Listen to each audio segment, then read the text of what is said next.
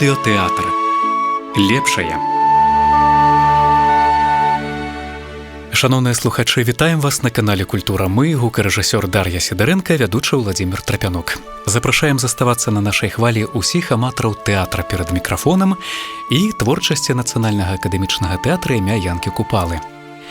Пад знакам яго стагоддзя і 95годдзя беларускага радыё мы працягваем складаць анталогію аўдыаверсій спектакляў, якія ішлі на галоўнай драматычнай сцэне і, дзякуючы радыёзапісу, захаваліся для наступных пакаленняў. Сёння мы перамяшчаемся ў 1995 год, калі былі зафіксаваны «Страсці па Аўдзею». Так называецца пастаноўка народнага артыста Беларусі Валерыя Раеўскага па аднайменнай п'есе Уладзіміра Бутрамеева. Запіс таксама захаваў галасы і майстэрства сапраўдных карыфеяў прафесійнай сцэны. Такім чынам пазнаёмлю вас з дзеючымі асобамі і выканаўцамі. Аўдзей – народны артыст СССР Геннадзь Аўсяннікаў. Яго бацька – народны артыст Беларусі Павел Кармунін. Варвара – жонка Аўдзея, народная артыстка Беларусі Марыя Захарэвіч. Андрэй – іх сын, акцёр Аляксандр Лабуш. Сёмка – акцёр Юрый Авер'янаў.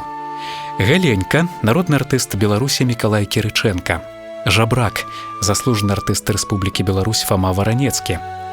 Зуёк – народны артыст Беларусі Валерый Філатаў. Зуйчыха – народная артыстка Беларусі Лілія Давідовіч. Маці Зуйчыхі – народная артыстка СССР Стефанія Станюта. Верка – актрыса Алена Іваннікава. Танька – народная артыстка Беларусі Зоя Белахвосцік.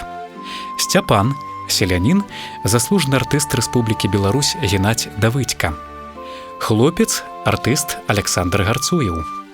Сват – народны артыст Беларусі Павел Дубашынскі.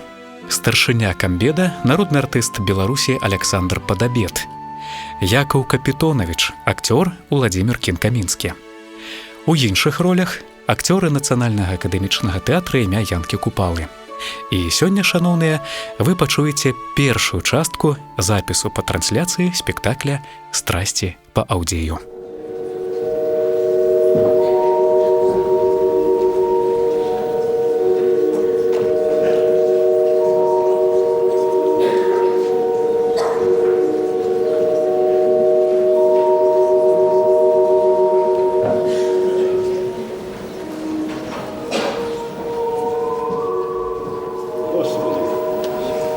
Услышь молитву рабов недостойных.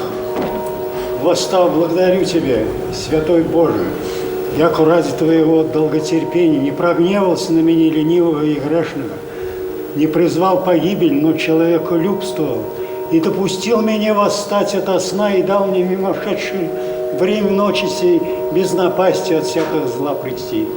Господи, просим щедрот от Твоих, от века идущих. За труды наши воздай и пошли нам день безгрешный, усердие и смирение всякому рабу своему, крестьянствующего на земле, и сохрани исполняющих закон Твой и завет Твой, Господи. Аминь. Андрей Макар, запряжите коней, снопы повозите, что за столица.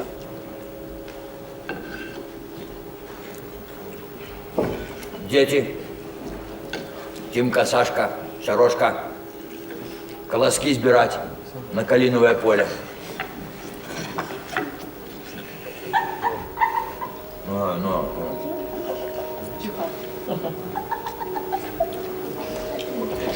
Сходи на гумно, приглядь, каб усё приготовано было.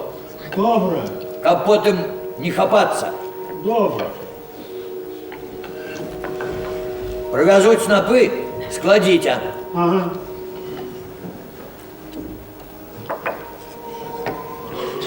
Галька с Нинкой бульбу докапывать. С вчерашнего разогнана. К вечеру кап с поля.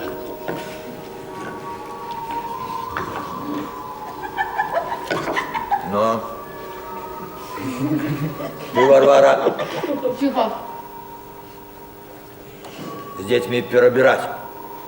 Да поспешайтесь. Третий день капошитесь. Поспеем. Погода сегодня стоит. Бог не для того погоду дал, каб спать на ёй над бульбой, ті языками тропать. Дашка. Работы впереди хапает.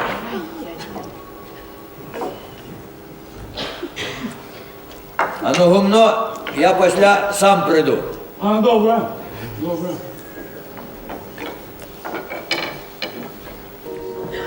Андрей, отвезешь снопы, придешь сюда.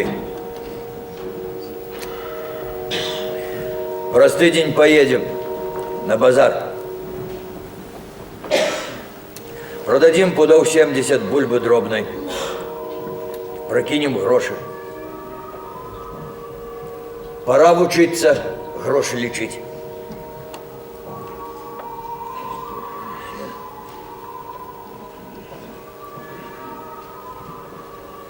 Ну чего стоишь?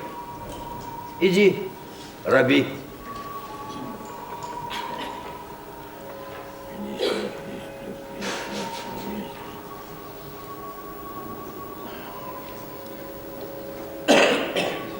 Ну, Квась, коли сянь не управимся, завтра съездим до Катьки. Поглядим, як там яна. Як за шляхтой год прожила. Мо побогатели, что носа не кажут.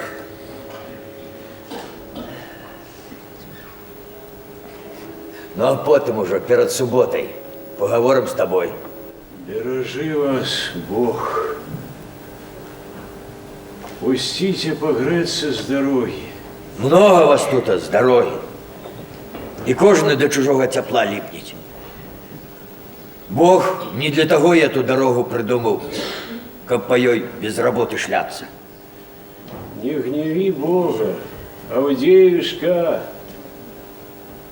Грех Божьему человеку отмовить.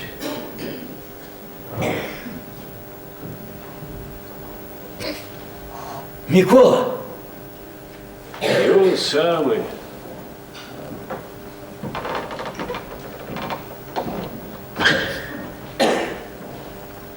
Откуль ты? Суседа не познал. Все лишишь, все нема коли. Поможи ты, Бог, и справах. За Богом не проживешь. Коли сам не зробишь, то и лечить нема чего. А коли лічыць нема чаго, дык і пражыць лягчэй. Вот ты легче и живи. А я господар.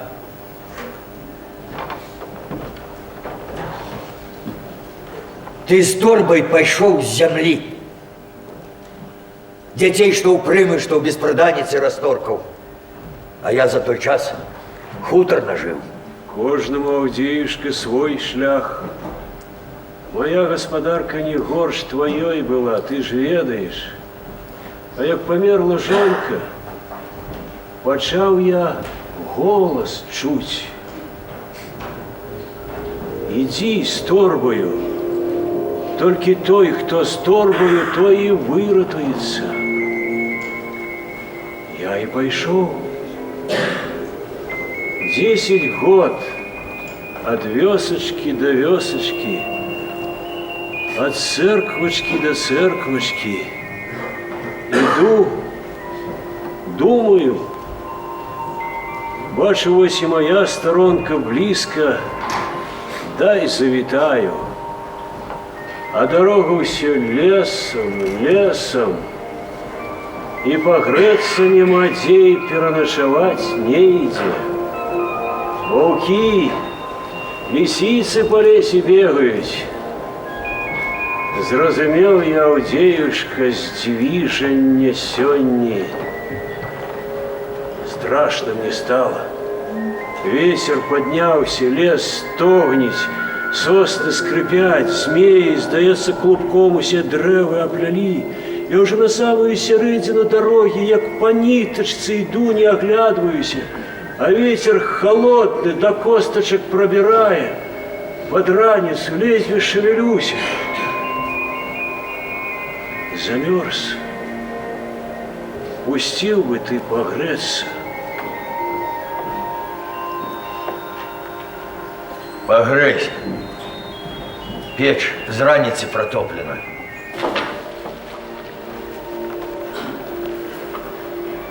Десять годов. Я за 10 годов господарку поднял. 3 коней маю. З долгами различился. Ось, дякуй, Авдеюшка, бережи тебе Бог. 10 годов. Ты за этот час воды столько не попил, сколько я поту пролил. Ох, тепленько. Ой, косточки померзли. Ой, мои косточки. И вот за 10 годов котомку де лапти нажил. Який толк з тебе? Ось дякуй, Авдій. Ось дякуй. Не для того Бог человека на землю пустил, каб жабровать. Каб еще накрыться чим, век бы Бога за тебе молил. Ти ты глухий, ти прикидываешься. И он бы Бога за меня молил.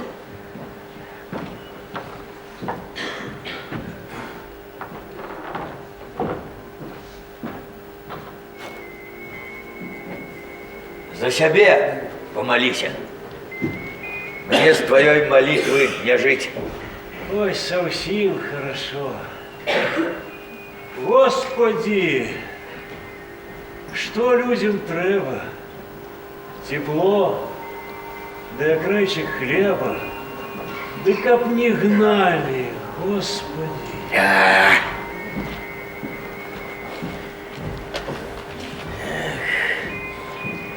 Хлеб по весне.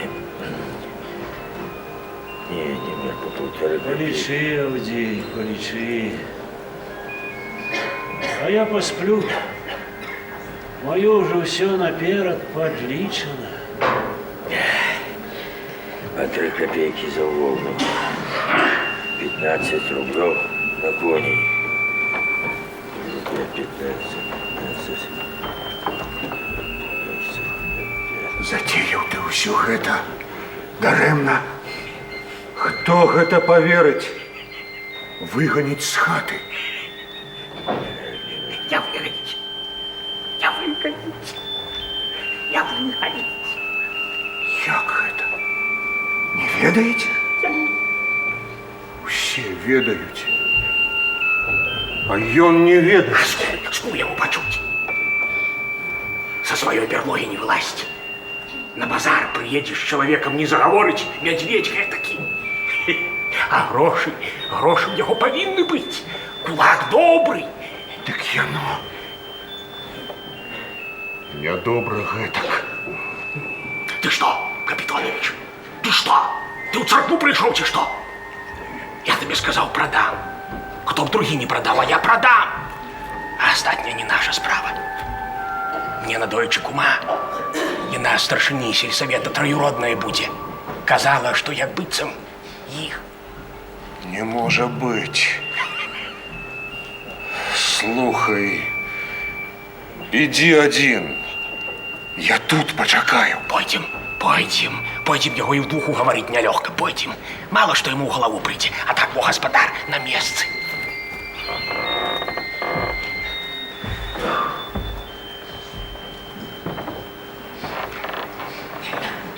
День добрый в хате, Авдей Юстинович.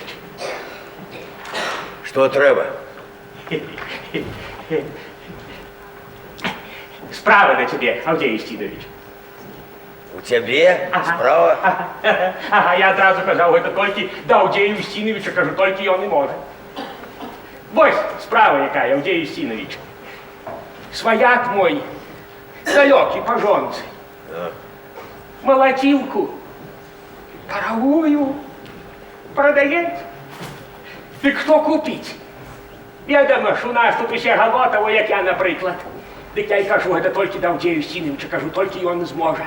Таму што гаспадар, ён, кажу, рэч патрэбную гаспадарцы не мяне. І грошы, мабыць, мае, кажу. Мо выйшаў бы, Аўдзей Устинович, паглядзеў, а? А вы что, сюды привезли? Ага, Аўдзей Устинович лягуна поставили. Я кажу, толькі Аўдзей Устинович. Кожны ведае, які гаспадар Аўдзей Устинович. Лепшага гаспадара няма тут у нас, як Аўдзей Устинович. Вось тому, что я господар, молотилку у тебе куплять я не буду. Аўдзей Устинович, а мо выйшаў бы все-таки, поглядел, а? Поглядеть? Ну. А что ты кому продал, каб не мануть? Грэшен, Аўдзей Устинович. Было, всякое было. Але гэта чисто. Это во як вот перед Богом Крышна. Даремно ты перся до меня со своей молотилкой. Сапраўдный господар за шуканцем звязваться не будет. Да я и сам ведаю, доброй молотилки на нашей округе ни у кого нема. Сдалек же человек приехал. С-под Мстиславья, Аўдзей Устинович. А молотилка? Ну, зразумела, что за молотилка, коли повез продавать далей от своих мест у нашу глушь. Думаешь, что дурни не ведают? Нельга ему дома продавать. Уезжаете он. Вся вёска супраць яго по злабе. Бо ведомо, что любить галота хозяина. Ну, таки он и кажет, никому, кажется, своих не продам. Каже, лепш у речке утоплю, а не продам. Ага, так до меня привез. Кажется, коли такая уже справа, так продай. За половину, Аўдзей Устинович. Так я и подумал, кто як не Аўдзей Устинович. А, коли уже за половину, Аўдзей. Что ты плетешь? Что ты брешешь? Что ты как вужака на пательник крутишься? Я батьку твоего помню. Пройдоха он, и ты пройдоха, выползок его шлянов. И оно так это, Аўдзей Устинович, правда твоя. Только молотилка добрая. Молотилка, что годиннику нашего писара, а что я? Я говно, а мне ней ноги вытерти можно. Молотилка головная. Ты хочешь Аўдзея обкрутить? Я до империалистичную молотилку двух сячком тримали. Я на железки разобрать, собрать могу. Мне ломать шею за полову, грошей не треба. Не на того напал. Молотилка, что годиннику нашего писара, Аўдзей Устинович. Ты проверь, коли что не гэтак, уёй. Так вот, голову мне на колодку и шакеркой, вот. Так. За твою голову я полову копейки не дал. А поглядеть, для цікавости можно. За погляд гроши не платят. А то же тебя, Аўдзей Устинович, полову копейки каже. А то же тебя, ей-богу, молодчинка цуд. Побачишь, так еще пятерку накинь. Лягуна поставили тут недалеко. Молодчинка, что годинник у нас написано. Вот.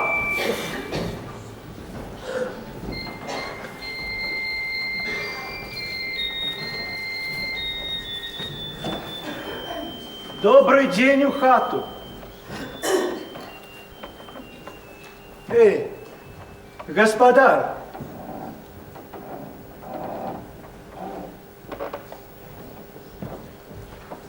Есть тут кто-нибудь? Здоров. Это ты уже тут. Ну, расскажи, як жиды Иисуса Христа продали. Ты же всем рассказываешь, а не разумеешь, что теперь не той час, не тое время. Иисус Христос теперь не в почете. А коли б евреи не продали Иисуса, тебе б не было что рассказывать мужикам и бабам. И ты не имел бы куска хлеба и чарку выпить. Тебе треба сказать евреям дякуй. Ты же любишь выпить? Я ведаю. Коли нальють, то вип'ю. А ти ведаєш, Люда, так само любив випить. Хіба так сказано в Євангелії? А ось послухай. Пілат дав жидам 4 золотые цвіті, каб яны прибили руки и ноги Иисуса до крыжа. А Юда атрымаў за гэта 30 срэбраных манет. Распялі яны Хрыста. Грошы прапілі, а з раніцы апахмяліцца хочуць, бо галава баліць. А пахмяліцца няма за што, тады Юда і ўдумаў. Ён цвікі з ног у Ісуса павыцягваў, нага на нагу, ды адным цвіком і прыбіў, а другі залаты цвік залажыў, ды і пахмяліўся. Да ты великий выдумщик. Я б дал тебе выпить, але мне твои байки не цікавят. Сын Мойши, Ицка, записывая все эти байки и примелки, и он вучится в университете. Иди, расскажи ему, и он даст тебе выпить. Я ж одразу казав, Авдій Устинович, господа, одним оком поглядел и все зрозумел, тому что господа, молотилка золото, правда? Молотилка, что годиннику нашему. Ну, коли Ну, понимала. за половину, так можно размовлять. Ба. Голову она стоит. Она стоит не полову. Полову за такую молотилку. Размова йшла про полову. Другой размови не было. Ну, глядите сами. Капитанович, ты что? Як домовлялись, Авдій Устинович, так и зрода. Здорово, Авдей. Давно тебя не бачу. Что ты маешь с этим пройдохом? Молчи, Юда. У нас своя справа, у тебя свои дела. Мы до тебе не мешаемся, ты до наш вещь. Бачиш, я ж казав, ён нічога не ведаеце. Сёмка пройдоха, справу свою знаете. Головная молотилка добрая, остатняя не наша справа, правда? Подойди.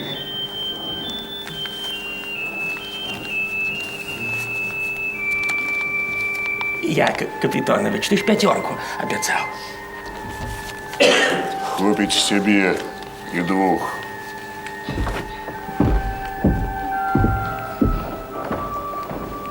Ну, гляди, Капитонович.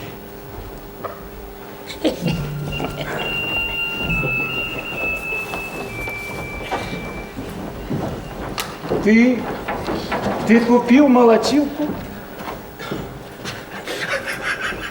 Добрая молотилка.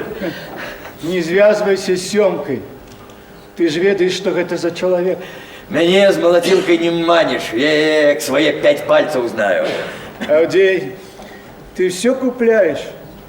Кони купил, молотилку купил. Ти ж ты не разумеешь, який теперь час. Все продают, а ты купляешь. Желудьба глядеть, продать, промотать, пропить, прогулять. А господар купить. Эх, Авдей, ты разумный человек, толковый господар. Повинен сам разуметь. Ты чего приехал? Авдей, мне потребны гроши. Я тебе говорил, что можешь не спешаться, дасі, коли зможеш. Але ніхто нічого не ведає наперед. Приїхав мой компаньон, і він потребує гроші. Ми разом продавали скот. Я повинен различиться. Я думал отдать тебе весною, а? Ну, коли за хлеб можно больше взять. Але теперь такий час, такое время. У тебя что, нема грошей? Что ты за господар? Да у меня есть гроши. Як тебе гэтак потребно, я отдам. Мы зараз с тобой все подлічим. Ты брал у меня на коня. Ты заменил корову, мы домовились, что это 5 рублей. Я брал у тебя 2 бычка, а ты у летку брал 30 рублей. А я брал 40 пудов жита. А будуть потрібні тобі гроші, я дам. Я ж ніколи не брав у тебе процентів. Ну, як не брав? Брав. Калі гэта было? Я тады яшчэ не ведаў цябе, а ты не ведаў мяне. А зараз мы з табой сябры. Мы заўсёды з табой у згодзе. Дурні лаюцца, а разумныя людзі заўсёды ў згодзе. Да пабачэння, Аўдзей. Бывай.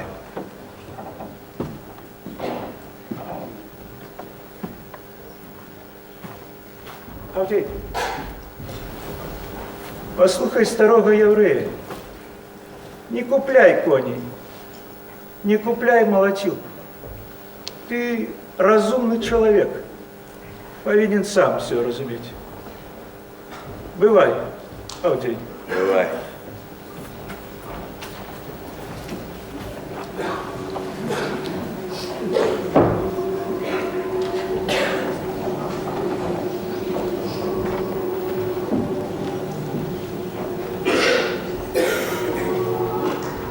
Ось прыспічыла яму. З года ў год гэтыя грошы пераходзяць, а тут як больш за ўсё трэба, аддай. Усе грошы з рук.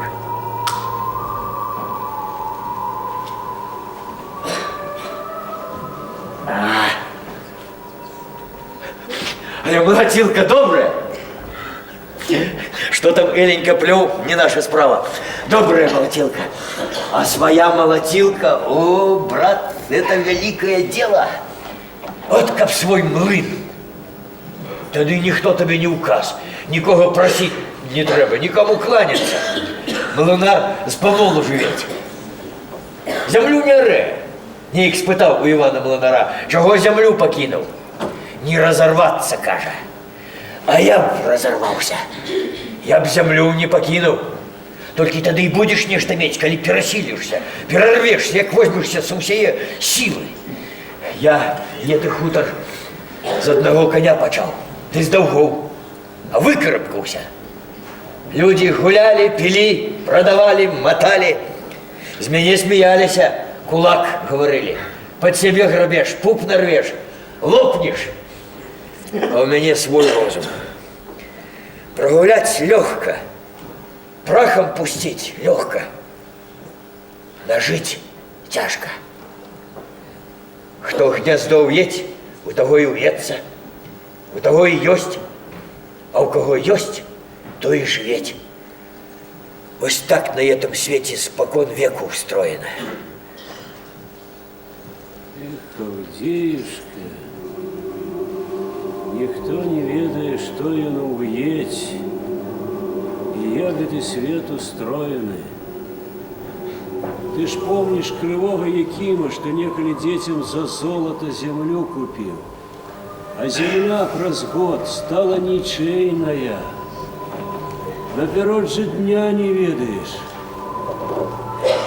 Все мы в гостях, а гнездо наше на пагорку. Туды с собой ничего не возьмешь. Каб усе про той погорок думали, плетень бы спинами подпирали, пальцем бы не ворухнули, с кійкади торбы жили б. А як збоку поглянеш, Авдеюшка, дык что человеку и треба? Тепло, да крайчик хлеба, да каб не гнали, Господи! Что человеку треба? Кожная ворона за свое каркает. Человеку много треба, а мне б яшчэ млын. А молотилка трапилася, добрая молотилка, вось выпадок. А мне б яшчэ млын. Мне б з маім подворьем да молотилкою, да з маімі сынамі, мне б яшчэ млын. Вот гэта был бы я гаспадар. А, Микола!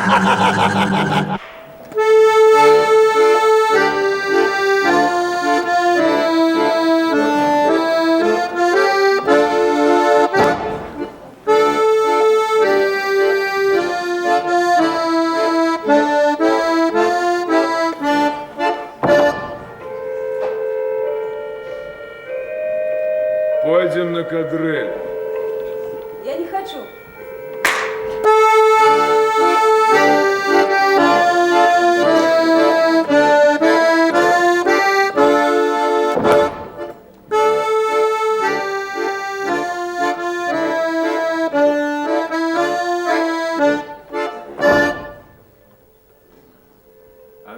чакаешь?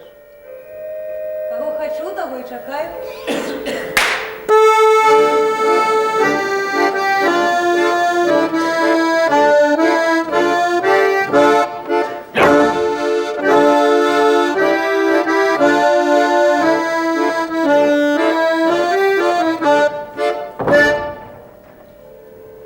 Бач, королевна якая.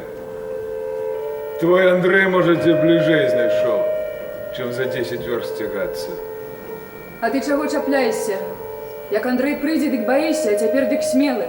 Ой, наполохались мы твоего Андрея.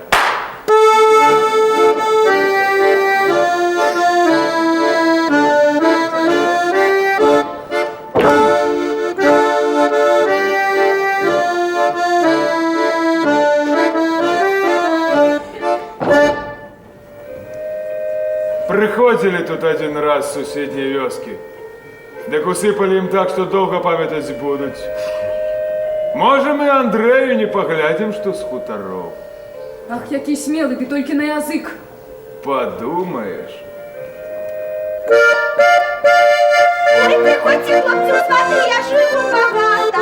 Ой, храбрый мой хлопачки, обвалилась хата. Ой, храбрый мой хлопачки, обвалилась хата. Я много все чекал, да не дочекаться. Як он возьме меня за воду поправляться. Як он возьме меня за воду поправляться.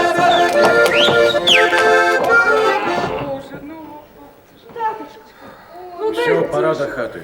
Татулечка, родненький. Все, ні, ви б ночь скакали, як позже. От трошки і усю. Все, ні, завтра працювати, добрі люди вже молотить почали. Таточка. Богатым дядька Петрок будешь, як до покровов молотить збираєшся. От як ти так у полі, як язиком. Татулечка, Все, ні. А дядьку Петруку женихи до кавалера не потребны. І он на хуторанських сподяється. А хуторанські не такі лайдаки, як ти. От сустрену батька, он тебе посміється лейцями. Все, ні, а то в другий раз не пишу. танцевать жёнам ходит, поясница запалить. Приходите, ли ты завтра поможете молотить. Я дядька Петрука, повна діла хата. Ось і дальше всіх тих замуж, живе богато. Ось і дальше всіх тих замуж, живе богато.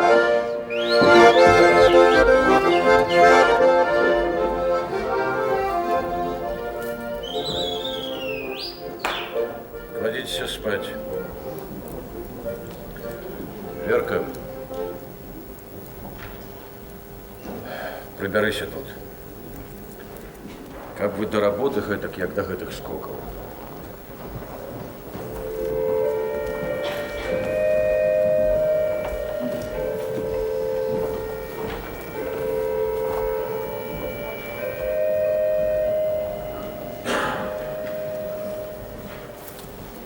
Ну, прийди ще. Ну, думаю, що здарився, ну, ті мало що може. Да і справді, кожен раз за 10 верст. Так и прошлый раз. Ну, так передавав же, що не прийдіть. На этот раз наадварот казав чакай. Казав обов'язково прийду, розкажу, Що розкаже? як убрались.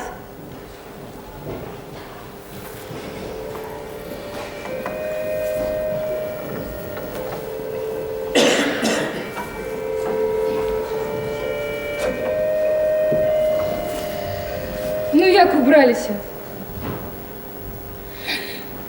Да уже ж убралися. Може, і молотить почали. От пойдеш за Андрея, наробишься. У Аудея темна да темна. Не заудеешь, пойду. Так он и отделить вас. С Андреем ничего не страшно. А Мишка так и подкатывается до тебя. Дурень.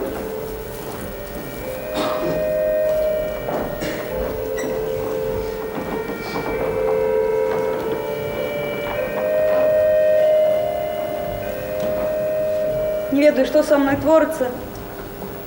Учора батька трасець за плячо, кричить у вуха, а я нічого не чую.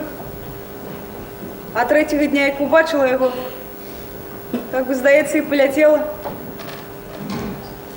Руками тільки махни і полетиш. Ой, Вер, як я тобі зайздрощу. А тут няма нікогочка. Прошлый раз сколько Самбутенков пошел проводить, и одразу лезет, и прямо под спадницу лезет. Вот дурень, а? Правда-то что? А Мишка все про тебя говорит. Мовляв, хуторанский, так я за им следом, мовляв, богатые. Ну, дурень же. Он Егор, сын Степка. Так само хуторанский, богатейший за Авдея. А кому он потребный? Недопечений. Нейк годы 2 назад проводив мене. Сядіть, як размазня якая, бормоче нечто. Про некий овес, про некую хромую собаку. И он придурковатый, ей-богу. А Катька с Мишком сегодня все усмехались, их эту припилку, это я все про тебе. Вот Катька ранее все к Андрея ходила. Як не повернется, все рада. Я прикметила. Еще и батька казал, моя, мовляв, не засидится, за мою есть что дать. Ага, я чула.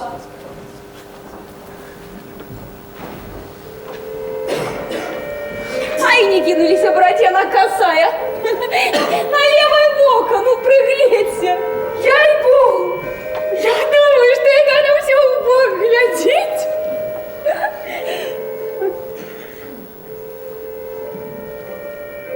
Не могу я без яго.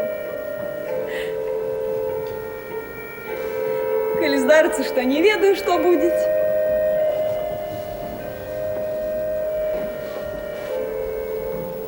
Помнишь Нинку, что повесилась из-за Федьки Кострова?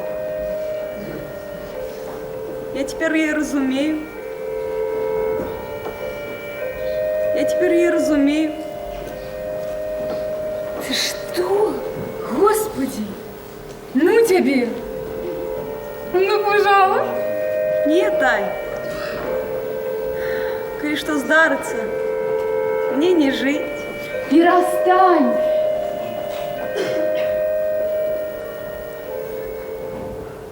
Перестань.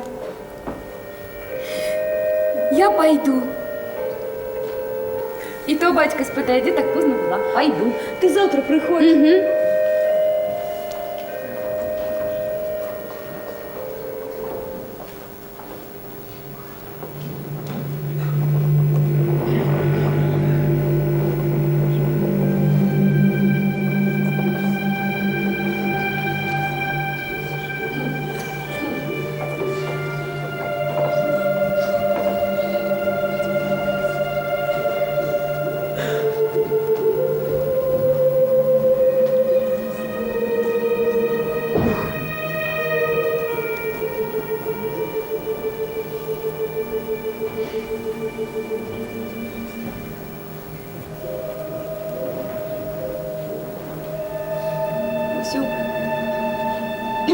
Всю вечеринку сердце ледь бьется.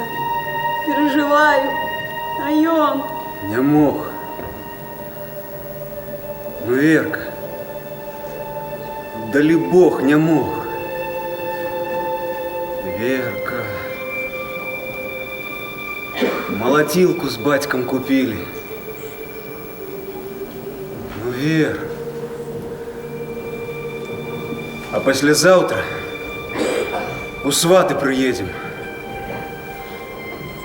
Ой, Андрей, Батька сам сказал. расскажи. Кажу однойчы батьку, так и так, мовляв. Жаниться хочу. Да коли? Ну яшчэ як убіраліся. Я ж ведаю, калі што ён месяц думаеце. Вось і кажу зарані. Ага, ага. А ён? А ён кажа, убярыся спачатку, а пасля і пра жаніцьбу думай. Я одразу спитав, кого, мовляв, наглядів. Ага, Я й кажу, Зуйкову. ага. А ён? А ён каже, у Зуйка все ровно всіх девок не перебереш.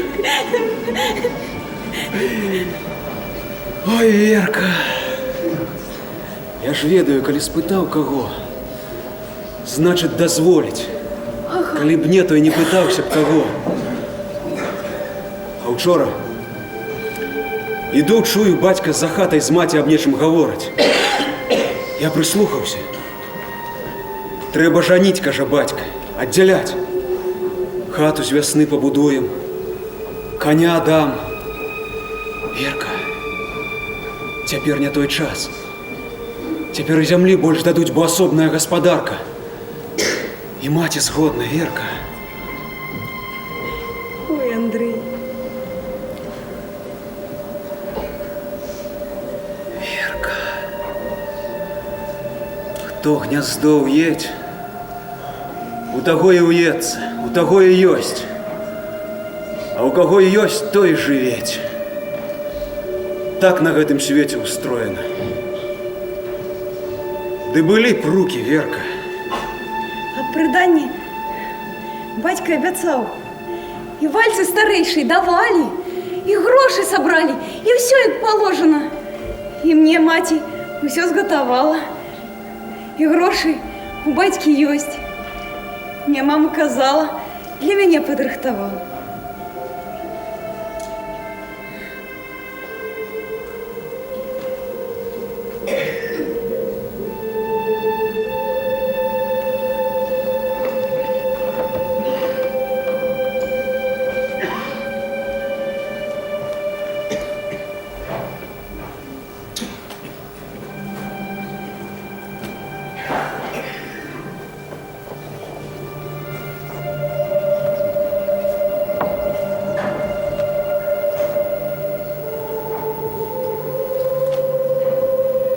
Наш дорогая. Эх, Верка, мы заживем. Як ніхто заживем, Верка.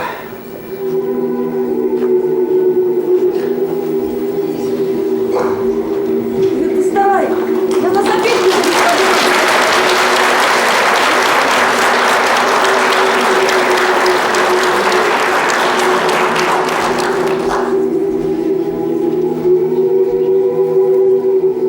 Господи, Боже праведный, всесильный, все видишь ты. Прости мне грехи, и же сотворила по неразумению всей ушедший день и словом, и делом, и помышлением. И очисти душу от всякой скверны. И дай мне, Господи, у ночи сей сон перейти у мира, яко семя Твое и во мне есть. И не предай меня крамоле змеиной и желанию сатаны, и врагов моих, плотских и неплотских. Даруй мирен сон и безмятежен, якое всем Тобою сотворенным, Господи.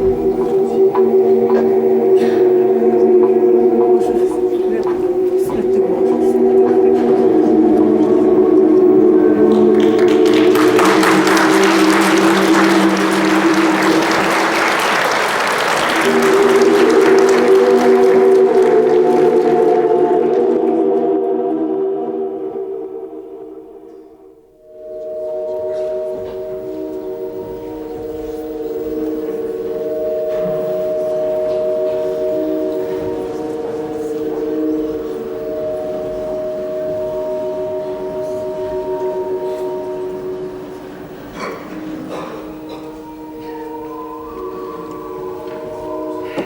Что не кажи, а не близко. И дорога. С дороги заўсёды есці хочется. Дорога. Не в дорозе справа. Паны много не ядуть и другим не дают. Ну, голодные ж не сядять. Ну, яшчэ б ім голодным сядзець. Коня даў, грошей даў, а другого коня не нажыў. Зато і в новых ботах ходить. Шляхта. Ты з ёй говорила?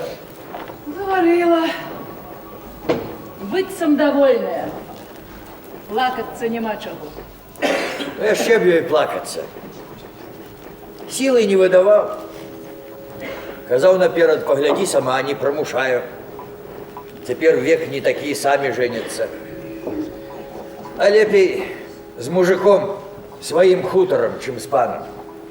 Гэта не так, тое не гэтак. Да і гаспадар ён больш языком. А, бабе одно каб миром. А там уже неяк. Дитё только слабенькое, не кричить, пищить, знать не выживет. Ну, не беда, народить. Это дело не хитрое. Девка справная, народить. Ну, в гостях добро, а лишний раз пообедать не пошкодить. Бога забываешь, не до добра.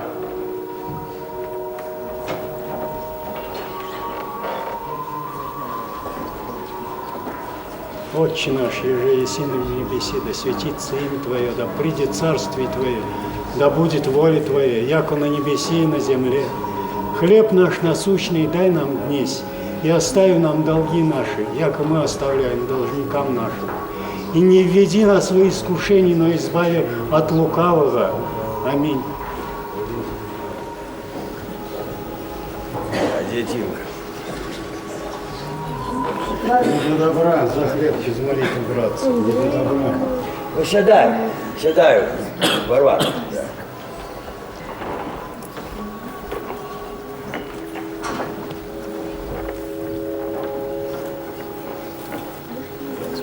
Поешь.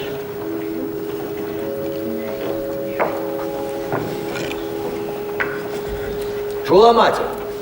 Старейший наш жениться захотел.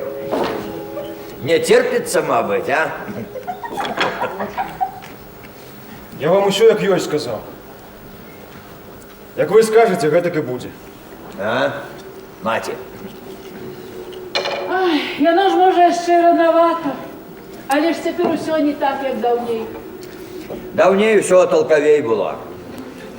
Бачки выбирали. Ну? Ну, расскажи, кого наглядел? Я ж казаў уже.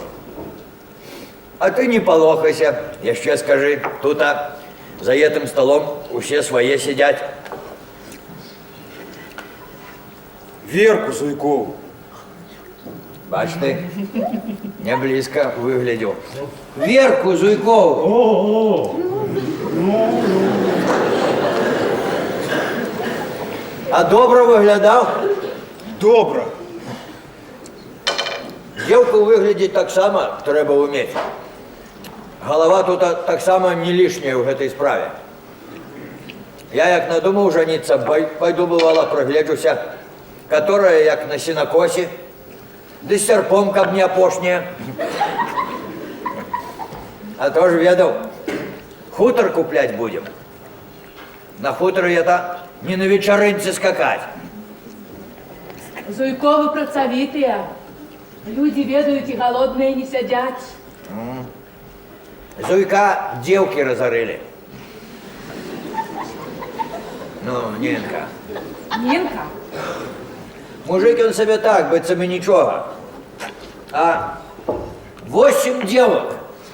8. Не поскачешь.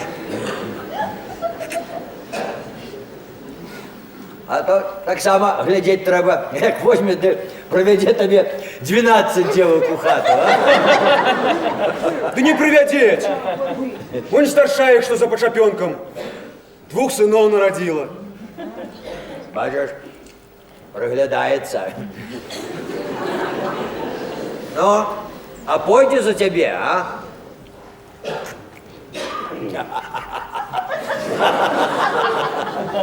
Яна то пойде. Ну что, мати, может, поедем, поглядим девку? А чему б не поехать? И поедем. И поглядим. Так, Вася, запражешь после обеду сивого.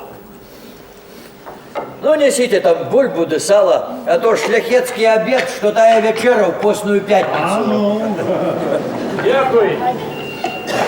Дякую. Заставайся, хопите на тебе. Ні, мені много їсти нельга, не привикши. Як всього вареного посьорбаю з хлібцем, так цілий день і ситий. Бачу, ти і до яди, як до праці. Так і не йось, не поробивши, не поясі. І то правда. День добрий вам у хату. Авдій. Чого тебе? Довг за мною. Ходи, пересип. Я со своим мехом приходил.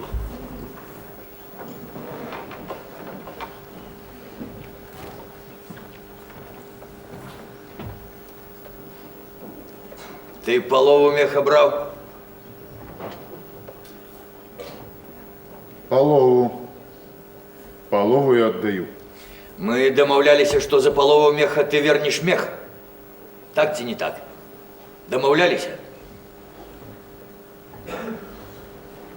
Авдій, тепер тобі не буде з моєго прибитку. Минув той час.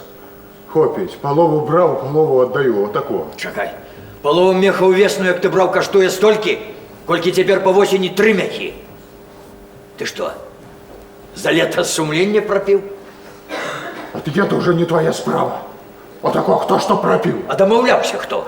Ты давал полову, а хочешь целый. И это ты с чужого нажиться хочешь. Отако, хопить, Авдій, минуту и час. Что? Я с чужого? Да ты не хапай! Привыкли хапать, обжирали! Начерпелись, як ви думаєте. Я тебе... Як соки з мужика тягнете! Я теперь не той, теперь мужик по веку! Теперь усё! Зажрались на этих своих хуторах! Награбовали кулачок, бачу! Соки? Себе? Кто? Я? Это ты, мужик, Степан? Який з тебе мужик, коли ти по весне з торбой ходиш, насіння просиш? Жабрак ти, а не мужик. Мужик тоді мужик, коли він господар. Коли не прогуляв, не пропив, не одержав банки. Мужик тоді, коли у його єсть. Это я зажрався на хуторі, а і ти зажрися. Степан, землю ж усім поровну по ядоках поділили, чого ж ти не зажрався? І это ти мені говориш з чужого? Это я зажрався, коли... Рук от праці не чую. Ти б тепер зажрався у мене в склепі до кладовці, там тепер все есть. Тепер би ти ради на нажитое. Тепер би ти об'ївся, опрохся чужим. І это ти мені говориш з чужого, а я своїм мозолем на гроб, так як ти грабеш і утрох не награбеш, Степан. Степан! У одного по весне береш, у другого по осені. За полову меха по весне, мех по осени, это ж по-божеску. У местечком себе 3 шкуры спустили. Да ты прибег до меня за 5 верст. Авдей Устинович, поможи. А теперь отдавать не хочешь, як домовлялись. Сволочь еще и зяпу раскрыл. За душу! За полмеха зерняток ті ж стоять, єтые зернятки того. Зернятки! Для меня это зернятки хлеб. Тебе хлеб! Протягнул руку, вот тебе и хлеб. А мне ее нелегко дается. Тройче потом землю полью, посею, соберу, обмоложу, потом еще млинару заплачу. Тогда только руку протягиваю за своим ковалком на столе. Мне это зернятки не просто так.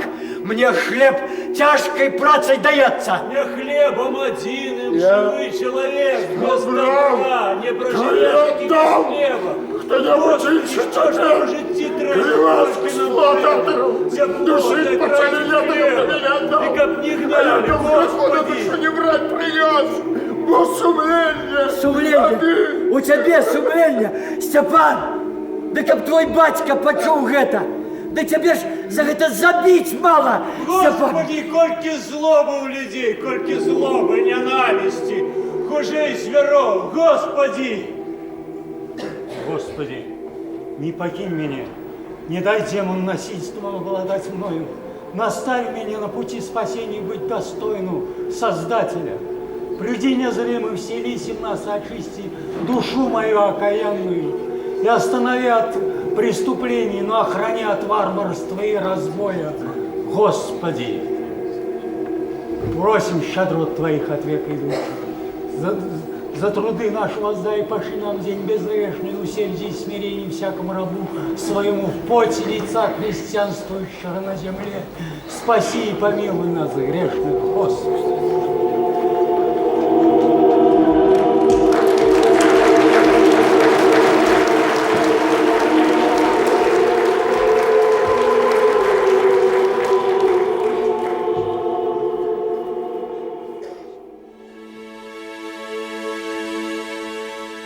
На канале «Культура» гучала першая частка радыёверсіі спектакля Нацыянальнага акадэмічнага тэатра імя Янкі Купалы «Страсці па аўдзею» паводле аднайменнай п'есы Уладзіміра Бутрамеева. Рэжысёр-пастаноўшчык, народны артыст Беларусі Валерый Раеўскі. Рэжысёр запісу трансляцыі, заслужаны артыст Рэспублікі Беларусь Ігар Лапцінскі. Рэдактар Уладзімір Дзюба, гукарэжысёр Віктар Красоўскі, гукааператар Тацяна Сідарова. Ролі выконвалі акцёры Купалаўскага тэатра. Аўдзей, народны артыст СССР Геннадзь Аўсяннікаў. Яго бацька, народны артыст Беларусі Павел Кармунін. Варвара, жонка Аўдзея, народная артыстка Беларусі Марыя Захарэвіч. Андрэй, іх сын, акцёр Александр Лабуш. Сёмка, акцёр Юрый Авер'янаў. Геленька, народны артыст Беларусі Мікалай Кірычэнка. Жабрак, заслужаны артыст Рэспублікі Беларусь Фама Варанецкі. Зуёк, народны артыст Беларусі Валерый Філатаў. Зуйчыха, народная артыстка Беларусі Лілія Давідовіч.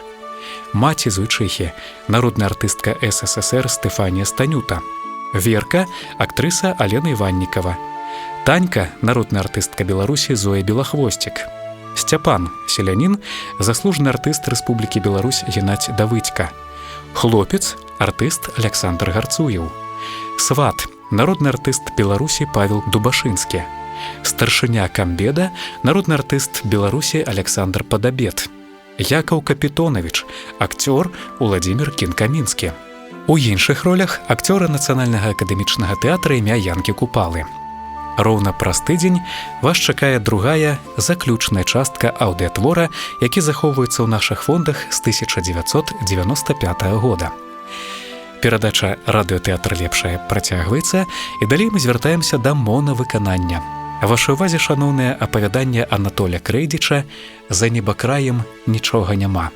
Чытае заслужаны артыст Рэспублікі Беларусь Уладзімір Рагаўцоў. Год запісу 2007.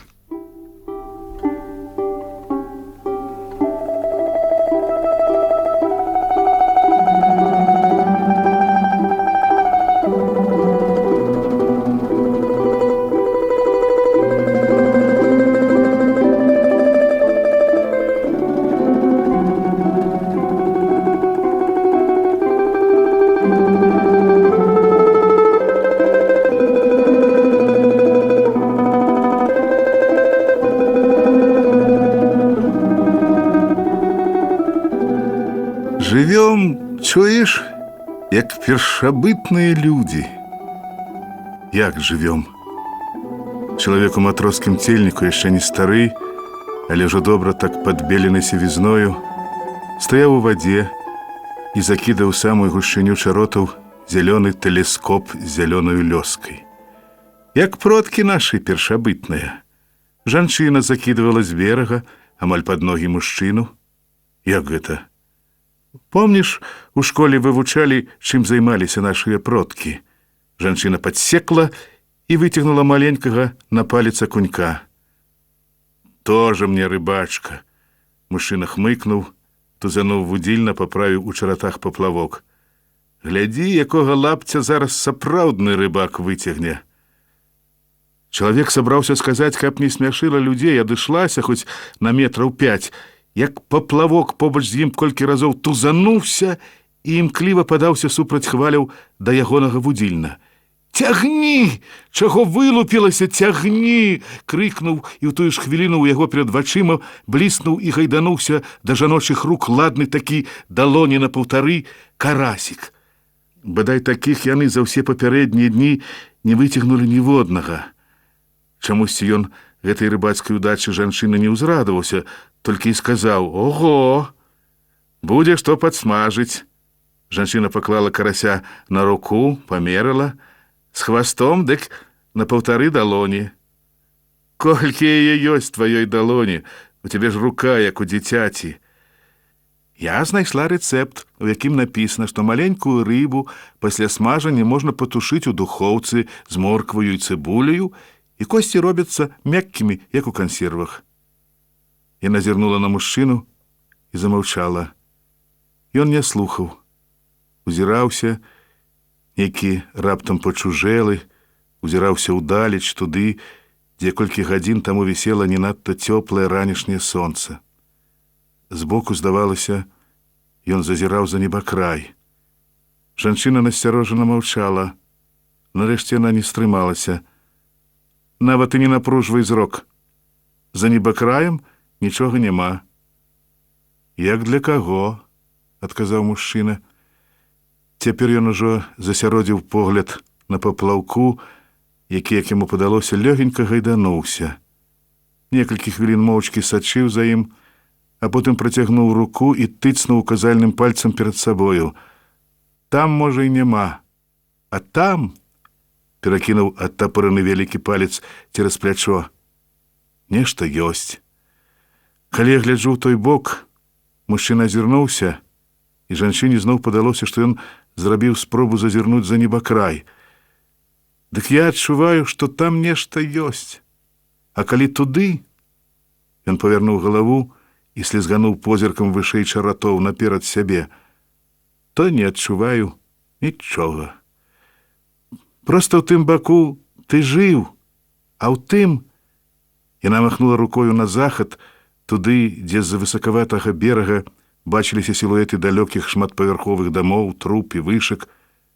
«Тут ты ніколі не быў, але цяпер ні там, нічога няма». Жанчына злавіла яшчэ з дзесятак невялічкіх карасікаў.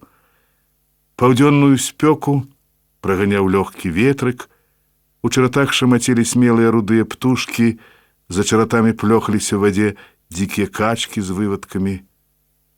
На паплавок упершыню да паўдня села страказа. Да яе, як бач, заспяшалася вялізная зялёная жаба.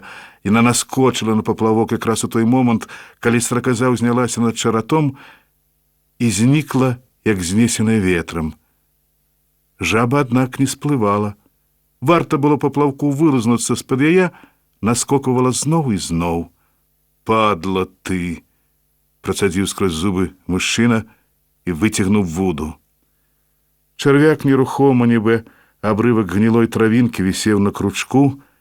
Тады мужчына выйшаў на бераг, узяў бляшанку з чарвякамі, высыпаў на далонь, пачаў выбіраць самага вёрткага і не надта тоўстага. «Закідаў бы ты з берага, дык хоць меншых нацягаў бы», — не стрывала жанчына. «Цягай ужо ты, мелюзгу», — адказаў ён. «Я хоць мелюзгі налавіла, а ў цябе зусім нічога няма». «Лепш нічога, чым абы што». «Дробная, каб ты ведаў, яшчэ смачнейшая за вялікую, салодзенькая. От ты і радуйся. Як ты там казала? За небакраем нічога няма? Сказала, дык сказала. Я ж за небакраем. Там». Зноў адвярнуў галаву ад паплаўка, і зноў у каторы ўжо раз ёй падалося, што паспрабаваў зазірнуць за небакрай. Усё ён шукаў штосьці. «А застаўся ты ні з чым». Жанчына гаварыла і пільна сачыла за паплаўком. «Ты ж не ведаеш, чаму я застаўся ні з чым. Бо ты мне не расказваў. Мы ўжо цэлы год жывем разам, а я нічога пра цябе не ведаю, апроч таго, што бадзяўся па свеце. А што тут ведаць? Калі добра падумаць, дык я і сам пра сябе нічога не ведаю. Што? Увесь час піў? Я, калі хочаш ведаць, піць пачаў толькі ў 86-м, як стаў ліквідатарам у Чарнобылі. А на Баме і не нюхаў. У Афгане, праўда, часам. Там без гэтага ніяк. Ого! Ты быў на Баме і в Афганістане і маўчаў? А што расказваць? Я сам прасіўся і на вялікую будоўлю, і на вялікую, як тады лічыў, вайну, і на вялікае ратаванне. Тут для мяне не было нічога, а там усё. Што усё? Вялікія грошы? Грошы, грошы, перакрывіў жанчыну. Прычым тут грошы? А што ж тады? Ільготы? А ўсё, зазлаваў мужчына. Я тут за 4 гадзіны дадумаўся да таго, што я сам быў усё. А калі хочаш ведаць, я палову бамаўскага заробку ў фонд міру пералічваў. Я... Што табе даказваць? Я быў... Ух, які я быў. І ў Афганістан пайшоў мір бараніць? Незразумела было, блазнуе жанчына ці шчыра захапляецца. Не ведаю. Мне тады было або герой, або нічога. Край. Не имелася медалямі перед усімі паклаўкаць, так? Просто хацелася ісці і пачуваць сябе героем. І ўсё? А што яшчэ? Хіба гэтага мала? Быць вялікім у вялікай краіне. Але галодным. І зараз было немагчыма зразумець, кпіць яна ці абураецца. За тыя грошы, што я патраціў на кармленне іншых, я мог бы жыць сыта яшчэ 100 год. Але цяпер ты павінен лавіць рыбку, каб не памерці з голаду. Хутчэй за ўсё яна абуралася абставінамі, якія ператварылі мужчыну ў няшчасную істоту, такую няшчасную, што нават яна, слабая, замардаваная жыццём адзінокая жанчына, адчула сябе мацнейшую за яго, а не кпіла з гэтай ахвяры незразумелых ёй амбіцый. Табе не зразумець, проста рассыпалася, рассяклося тое вялікае, частку якога я быў. О, толькі цяпер дапяў. Не перебівай, а то я саб'юся. Это не ў мяне нічога няма, а мяне самога няма. Не тут, не за небакраем. Ай, смех. Я не магу злавіць тут нават ладную рыбіну. Калі маёй пенсіі хапае толькі на паляўнічае начынне, значыць, мяне і направду няма. Чакай, але ж ты стаіш і ловіш рыбу. Думаеш, я не разумею, чаму ты цягаеш мяне на гэтае возера? Ніхто нікога не цягае. Мы ходзім сюды разам. Хіба можна рыбалкую адвучыць ад гарэлкі? Мужчына, аднак, ужо не адчуў яе. По паплавок у чаратах нарэшце па-сапраўднаму таргануўся і пачаў нясмела вагацца. Гэтыя то больш, то менш прыкметныя манеўры забралі ўсю яго ўвагу.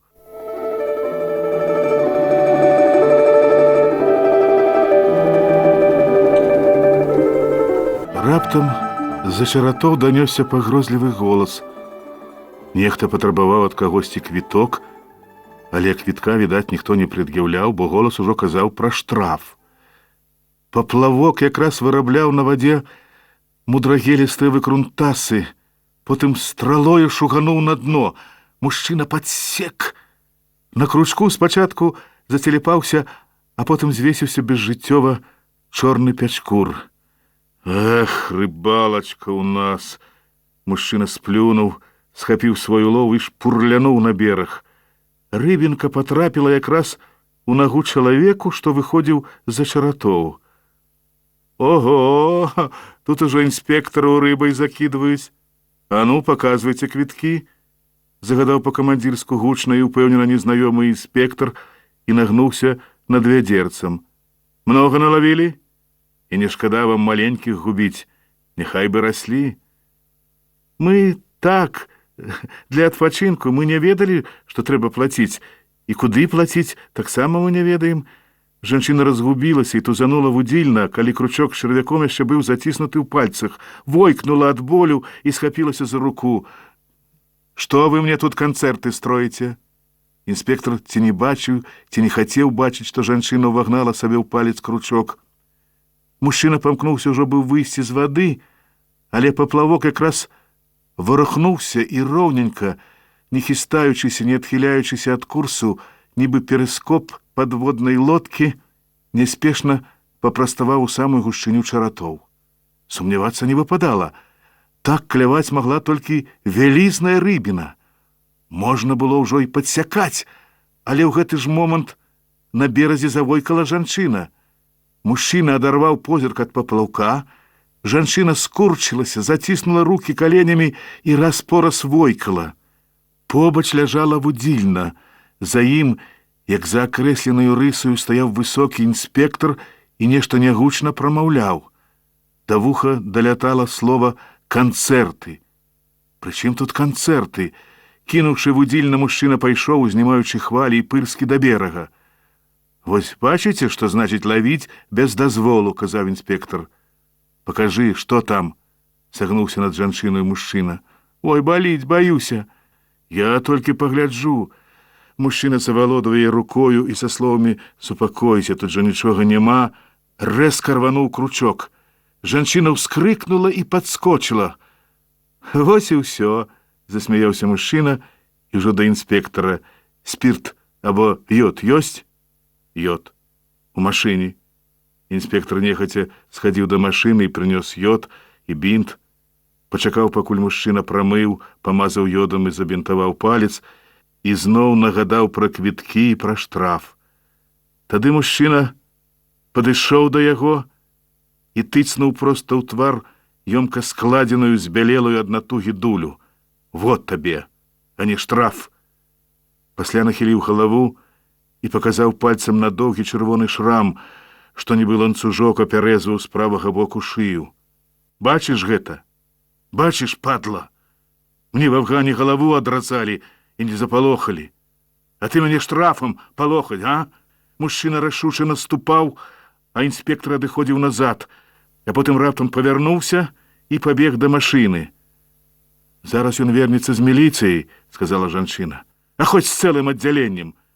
Мужчына стомлена сеў на вядзерца, у якім ляніва варушыліся цёмныя, нібы цені, спіны карасікаў, і адсюль назіраў за паплавком у праломе між чаратоў. Паплавок, аднак, ужо не варушыўся. Нехаця прамовіў. Мабыць, скляваў чарвяка. Падла. Трэба памяняць. Аднак застаўся сядзець на месцы. Ззаду падышла жанчына, абняла, скрыжавала рукі з перавязаным пальцам у яго на грудях. Уздых апаліў шыю. «Ты і праўда герой, герой!» Крутнулася і паклала руку яму на калені. І знізу зазірнула ў вочы. «А я ўсё чакала, што ты ўспомніш, які сёння дзень, чацвер, які ж яшчэ? Значыць, не помніш». Дарэмна намякала. «Сёння роўна год, як мы з табой сышліся». Ён прыўзняў галаву і зірнуў на яе здзіўлена і запытальна. «Давай адзначым гэты дзень удваіх». «Чым?»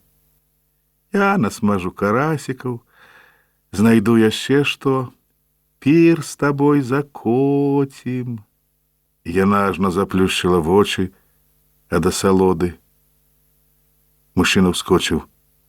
«Гэтых карасікаў? Гэтую мелюзгу? На наш дзень? Ты што? Ты... Ён не знайшоў, што яшчэ сказаць. Адскочыў ад вядра, пхнуў яго нагою. Рыба забілася ў траве і на пяску бліжэй да вады, а некалькі карасікаў нават дапялі да возера, і, як бач, зніклі ў ім. Жанчына кінулася падбіраць свой улоў і толькі цяпер выпадкова згледзела на тым месцы, дзе ляжаў выкінуты ёю пячкур, вялізную зялёную жабу, з рота якой адно трычеў хвосцік ад ужо праглынутай рыбкі. «Глядзі, глядзі, жаба пячкура з'ела!» — закрычала, адначасова ўражаная і спалоханая, і яшчэ жвавей пачала збіраць рыбу. Мужчына, аднак, ці не пачуў, ці не звярнуў увагу на яе словы, толькі паўтараў і паўтараў: «Гэта ты называеш рыбаю, гэта ты называеш пірам». А потым змоўк, падхапіў зашмуленае сіняе трыко і пайшоў. «Куды ты? Куды?» — аклікнула жанчына. Ён, не азіраючыся, махнуў вольнаю рукою, нібы хацеў нешта закінуць запаружавелы над горадам далягляд. «Там нічога няма!» Ён не адказаў і не спыніўся.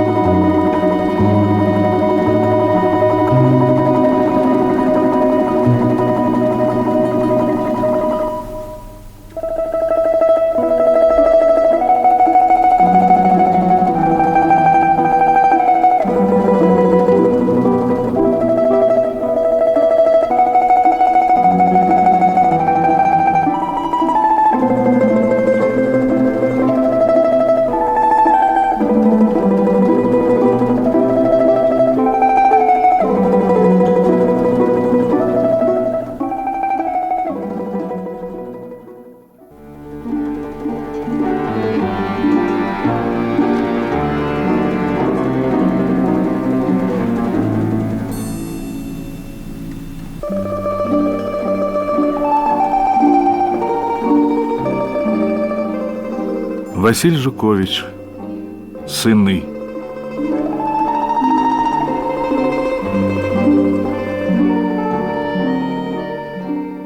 У Івана і Ганны Ваньковічаў нарадзіўся другі сын, калі першаму Віктару споўнілася 12 гадоў. Бацьку падабаліся старадаўнія імёны, і таму ён угаварыў жонку назваць хлопчыка Олегам. Дзеці раслі здаровыя, чым дужа радавалі бацькоў. Надышоў час аддаваць старэйшага ў войска, а меншага пасылаць у школу. Падрыхтоўка малога да школы ні ў Ганны, ні Івана не выклікала ні хвалявання, ні вялікага клопату. Купілі кнігі, сшыткі, ранец ды касцюмчык, і пайшоў Алешка вучыцца. Затое позвы з ваенкамата, якія ўручаліся Віктару, прыносілі ў сям'ю неспакой. І не таму, што ў тыя гады войску працвітала дзедаўшчына.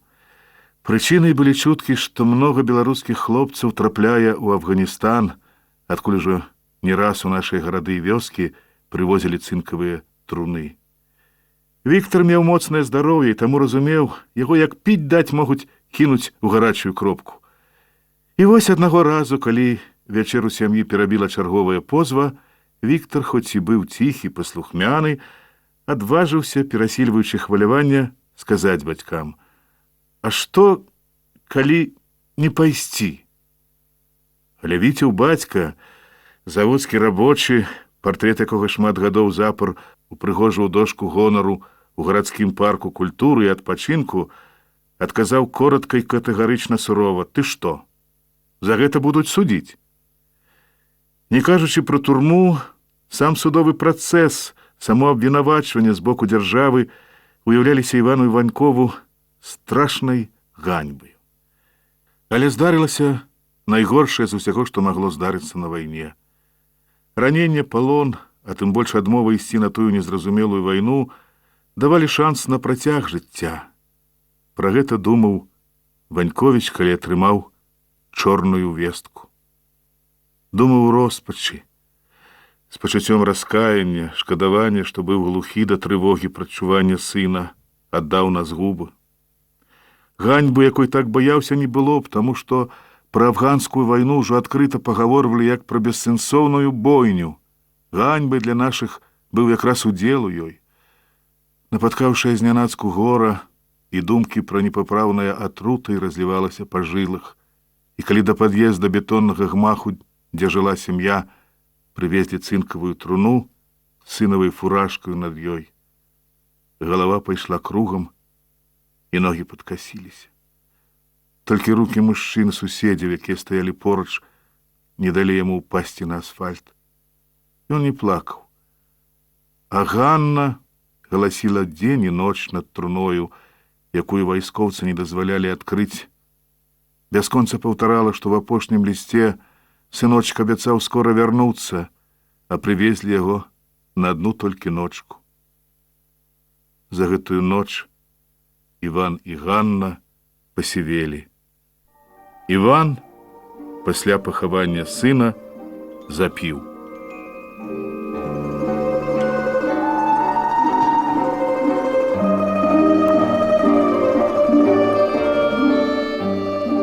Адзіным суцяшэннем для заўчасна пастарэлых бацькоў заставаўся Алешка. Яны яго моцна любілі, песцілі, стараліся ва ўсім дагадзіць, бо помнілі, як не дадалі любові першаму сыну. Алешка імгненна адчуў гэтую сляпую любоў і пачаў карыстацца ёю спаўна. Дома яго шкадавалі. Не падрыхтаваўся да заняткаў, хай школа разбіраецца. Не захацеў у школу, хай адпачне, яшчэ находзіцца. Выбіў кату вока, пакалечыў голубу крыло. Падумаеш, такая дробязь, пакрыўдзіў меншага, або і сябе ў крыўду не даў. Ледзь дабраўся да 7 класа. Вучобу кінуў. Спадабаліся яму карты, віно. Грошы выпрошваў бацькоў, вымагаў дзяцей, якім давалі дома на марожанае. Каля яго пачалі роем віцца такі ж, як ён сам, недаросткі. Днём і ноччу тусаваліся каля пад'езда, пасля з ім разам надоўга знікалі. Няхай пасваволіць, он жа маладзенькі, дурненькі, гаварылі Іван і Ганна. Прыйдзе час, празумнее. Час ішоў, да Алешка не разумнеў. Івану і Ганне знаёмыя людзі неяк сказалі, што сын іх быў у адной кампаніі, якая моцна збіла хлопца з суседняга дома, і што ўсю банду судзілі б, але яны папярэдзілі няшчаснага. Калі ён паскардзіцца, назаве хоць адно імя, то яму не даруюць. Іван і Ганна не паверылі знаёмым, бо сын пабажыўся, што не вінаваты. Потым заявіліся ў хату да Ваньковічаў бацькі Анжэлы, дзяўчыны з іхняга мікрараёна з пытаннем, што рабіць, бо іх дачка зацяжарыла ад Алешкі. Ваньковічам гэта быў сюрпрыз. Яны паабяцалі нечаканым гасцям пагаварыць з сынам. Позна вечарам бацькі прычакалі Алега. Ён не адпіраўся, прызнаўся ў тым, што паўгода любіцца з Анжэлай, паабяцаў жаніцца з ёю. Тут у яго быў свой разлік — пацягнуць паболей грошай з яе бацькоў.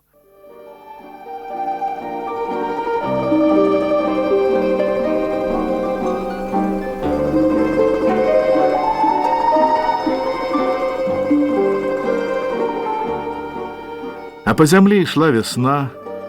Ганна набіла прадуктамі халадзільнік і выклікала з раёна свайго бацьку, каб у іх пажыў, бо яна з мужам наважылася папрацаваць на лецішчы, заадно абдумаць, як рыхтавацца да вяселля.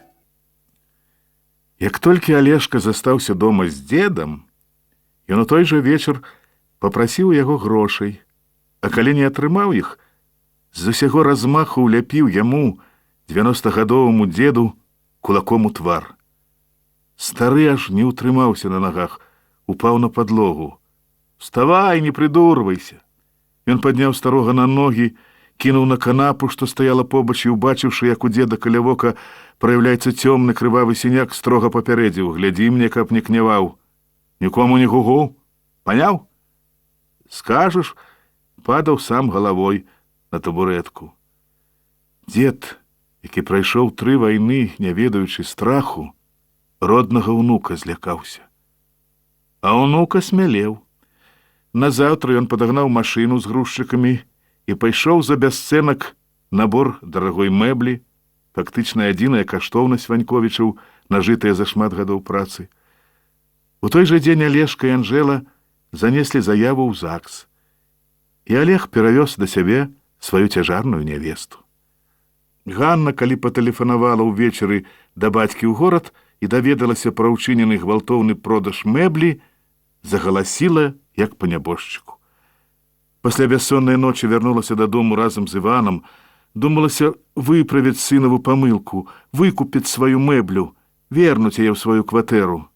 Верылася, сынок раскаецца, у ім прачнецца штосьці чалавечае, не павінен жа ён за іхняе дабро плаціць злом. Олег не каяўся. На пытанне, дзе мэбля, маўчаў, зыркаючы з-пад ілба, а калі яно паўтарылася, толькі ляснуў дзвярыма. Пайшоў з хаты і не вярнуўся нават начаваць.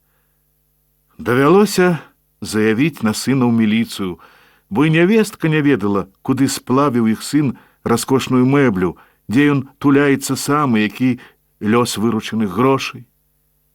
Іван патапляў свае пакуты ў гарэлцы, пацямнеў з твару, пад вачыма з'явіліся кругі. Ганна штодзень хадзіла ў царкву, ставіла свечкі, малілася. Яны спадзяваліся, што сын спалохаецца міліцыі, суда, чакалі, што ён папросіць прабачэння за дурныя ўчынкі. Тады яны даравалі б яму ўсё. Ды ў яго паводзінах нічога не мянялася. Тым часам следства выявіла, Олег Ваньковіч ужо 4 гады залежны ад наркаманаў, купляў і пасычаў наркотыкі. Мэблю прадаў, каб аддаць даўгі і збавіцца ад расправы. Олег трапіў у турму. Жыццё Івана і Ганны неяк увайшло ў больш-менш роўную каляіну. За шмат гадоў пакутаў і трывог прыйшла радасць. Нявестка нарадзіла хлопчыка. Іван і Ганна далі ўнуку імя свайго першага сына. І стаў нованароджаны для іх адзінаю уцехай і любоўю.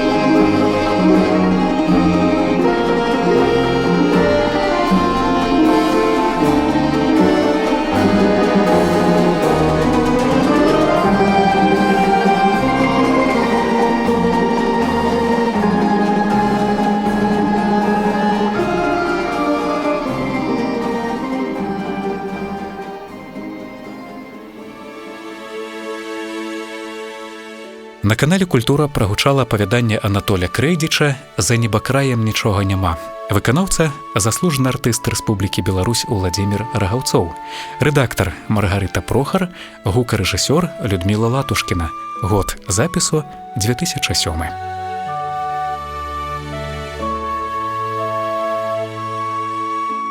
Сябры, наша сустрэча з выбранымі запісамі беларускага радыётэатра завяршаецца. З вамі былі гукарэжысёр Дар'я Сідарэнка, вядучы Владзімір Трапянук. Пераслухоўвайце ранейшыя выпускі нашай перадачы на сайце www.radiokultura.by.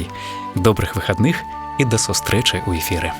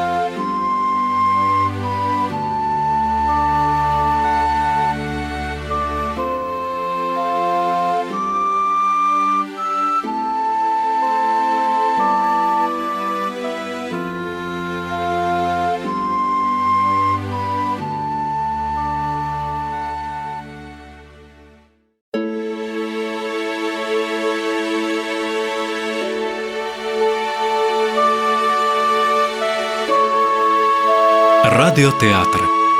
Лепшае.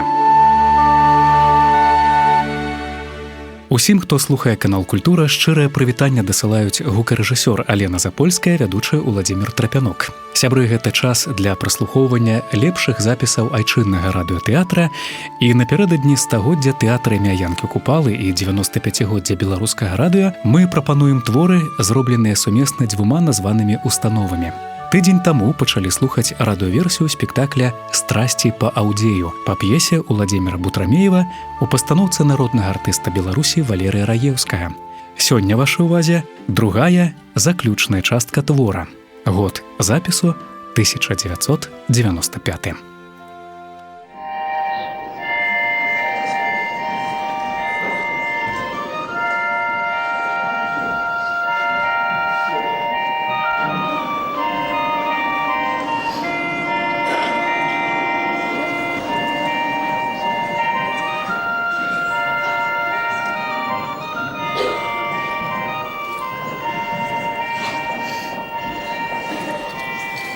Вышла учора от тебе. Иду, а яны уже с гармоником. Посели на бярвеньях каля Фядосика. И Катька уже каля Петьки. И гэтак убивается. А Петька хоть бы что. Так и пошла одна до дома бесстыжая. А Петьку можно обкрутить. И он тихий. Вот поглядишь, попомнишь мое слово. А вы погляди мне. Вот як у прошлом годе Валька Севцова крутилась и каля Федьки, замуж и выскочила. Поравнала. Валька Севцова. Тоже прихожу, у нее есть на что поглядеть. А то пигалица. И нос як сосулька. И бесстыжая.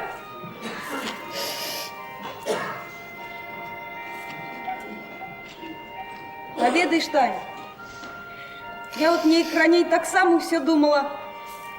Бесстыжие, бесстыжие. А теперь вот неяк подумала. А вот калі б што паміж намі з Андрэем, нічога не пабаялася б зрабіць. Вот хто б што не сказал.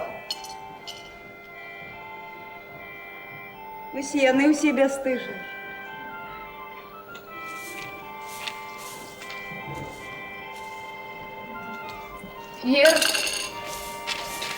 Вер, калі вы адны застаецеся, што твой Андрэй робіць? Да что и все хлопцы. Не! Твой Андрей, мабуть, не гэтакі. А за мной в прошлый раз и снова Колька увязался, и снова лезет, и право по спаднице лезет. Да тихо ты, тихо. Иди на улицу, погуляй. А мне батя казала фасолі перебрать. Ну поспеешь, переберешь еще. Ну иди. Иди погуляй. Иди, кажу, уши востришь. Иди.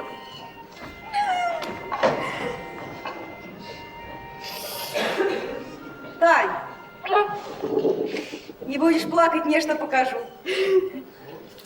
Показать? Ага, показать.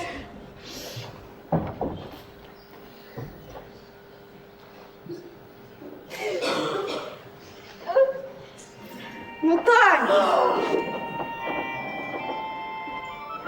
Вера! Ой, Вера! Сказать? Сказать. Андрей подарит. Андрей. Вера, Да. дай поглядеть. Ой.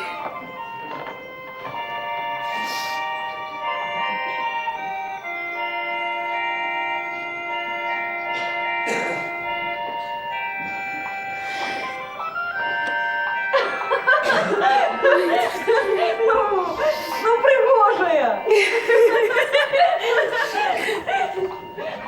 Вера, а ты чула? Про что? Про Зину Василькову. Не, а что?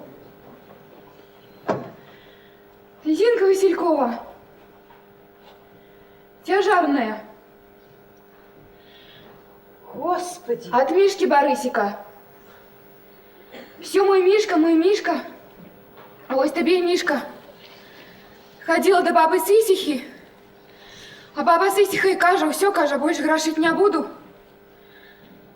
Мне хутко помирать. А сама пошла до тетцы Марыли, рассказала все, а та уже потом мати. Господи! А батька еще ничего не ведает. Что будет? А спочатку такую ж хустку, як у тебе показывала. Якую хустку? Ну, по 5 рублев. 5 шмылы. Ты что придумала? Хустку показывала? Не! Дура ты! Не, Вер, я ж ничего! Хустку показывала. Хочешь, скажу? Скажи. Сваты сегодня приедут.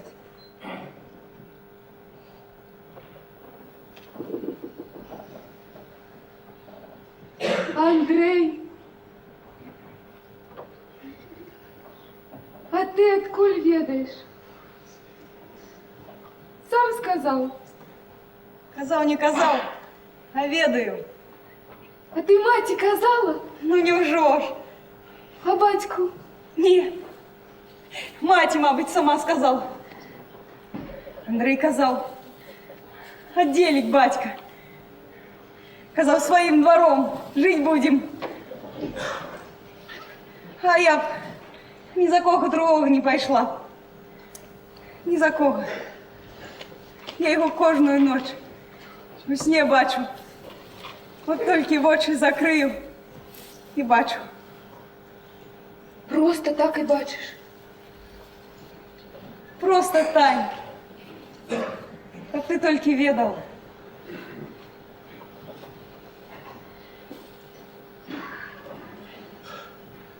Вер, а тебе не страшно замуж? Андрей казал, коли бить буду, хай руки отсохнуть. Так и казал.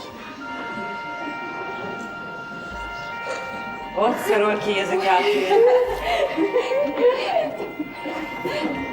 А в хате не прибрано. Я зараз, мама. Я пойду, потом расскажешь. Вітка, давай лаву. Давай. Які правду люди приедут, ну. Ой, боже мой, боже. Ой.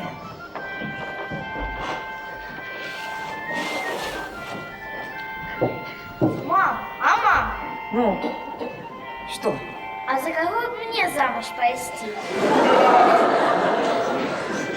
А что? Шмат женихов? Витька, Ну? да клюнь недалеко. Ой-ой. Петька, зовсім малий яще. Сашка Сьомкін бігає до Вальки гулять. Мені таке не потрібне. А Савка? Что, Савка?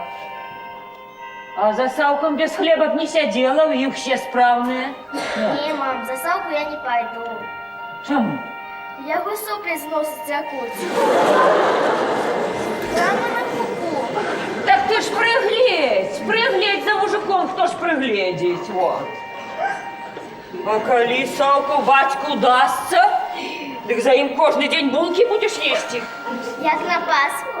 Як на Пасху? Як на Пасху.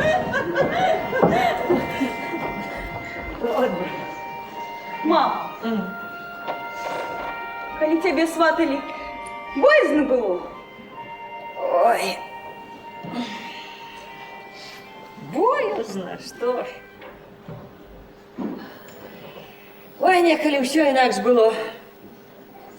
Я да сватоў твайго бацьку і не ведала. Нас у сям'і две девки были на выданні, дык як приехали, не ведали и до которой. Все инакш было некалі, все инакш. Мам, Даведаешься яшчэ, Верачка, ўсё даведаешься яшчэ.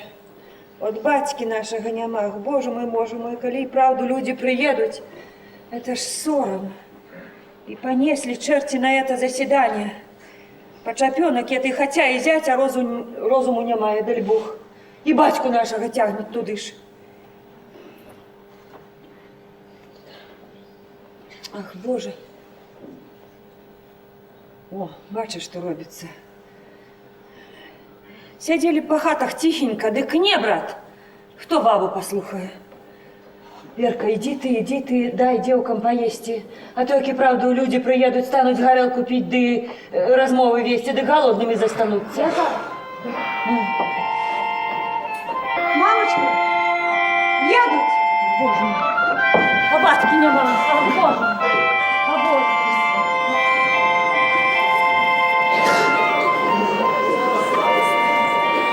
Вечер добрый.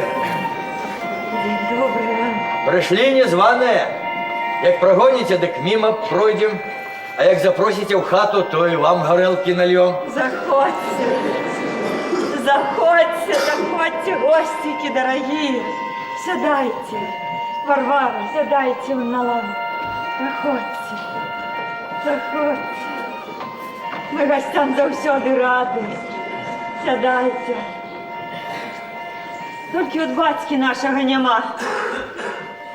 Выкликали ў сельсовет, дык як пасля обеду пайшоў у этой мястэчка. Але во, уже повинен вернуться. Вот. А по яких справах выкликали? Зять у нас старейшую дочку брал, Почапенок, мо ведаете. А чему ж не ведаем? Ведаем? Мы хотя живем и далековато, але ж сами отсюль. Усіх добра ведаем. И Почапенка ведаем. Кто его не ведает? Зять не на удачу. Не на удачу. Але что зробишь? 8 девок, як по свату дык отдали. Нам же выбирать нема з чего. Непутевые. Непутевые, ага. Все, заседание это. А у господарца не прибавляется то, что и есть недогледжено. Так от заседания его и не прибавится. От заседаниями хлеб не вырастешь и скотину не накормишь.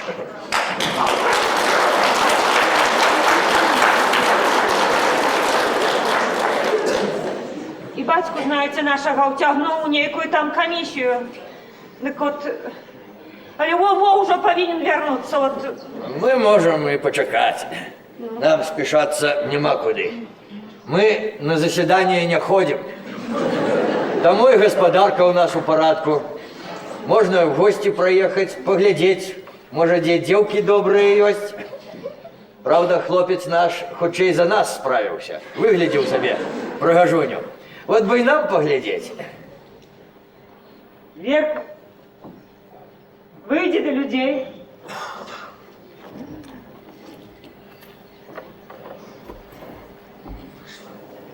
Бач ты, и уговорывать долго не треба.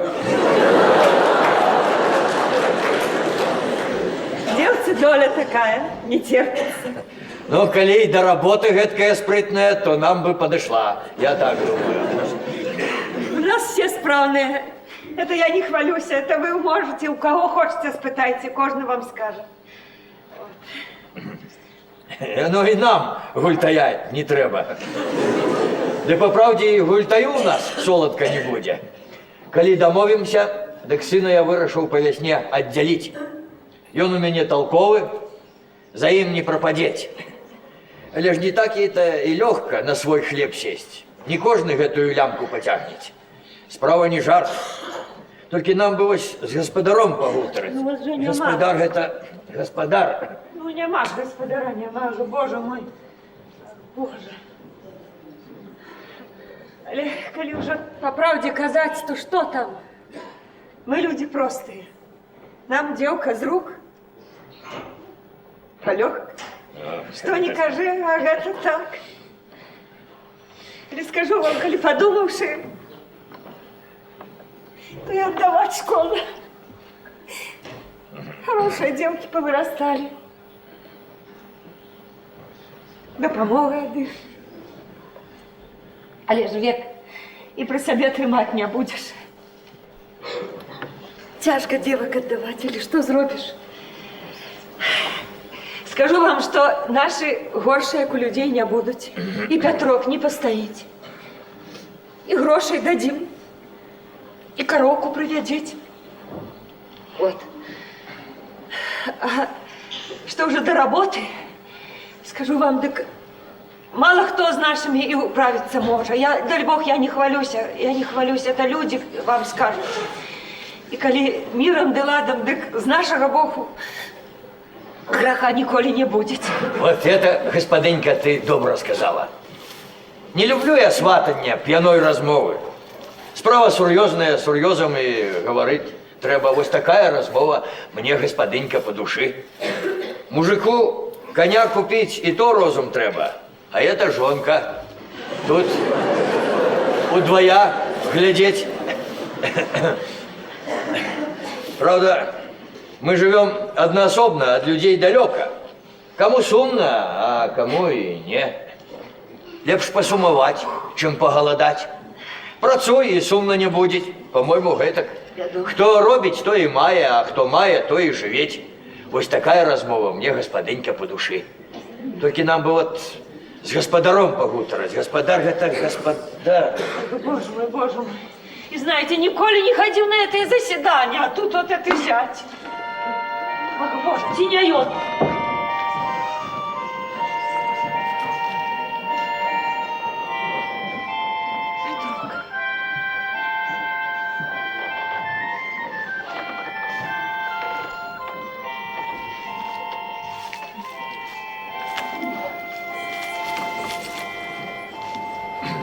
Вечер добрый. Добрый вечер, Петрок. Приехали за товаром, а господаря нема. Так я товаров не тримаю, это в местечках, у крамах товары. Ну, брат, у тебе товару на полову вёски хопить. Правда, мы тут, хотя и не по порядку, с господыней размовляли уже. Девку сватать приехали. Дочку? А что ты дивишься? Прымай сватов прымать легко, у их горелка с собою. Так дочка моя еще молодая. А нам молодая и потребна. Ну, вот что сватам старая. Мы за молодой приехали. Ну так вот что. Того, чего вам треба, у меня для вас нема. Так что вибачайте, гостеваться нам нема чего. Почекай, як это? А так. И горелки мы пить не будем, до другого разу откладывать не будем. Петрок, ты что? Что сказано, то сказано. Дочку замуж я не выдаю, и вся справа.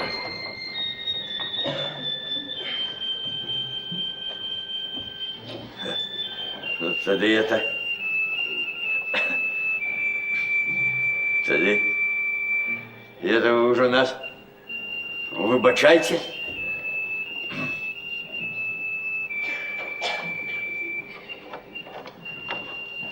Андрей!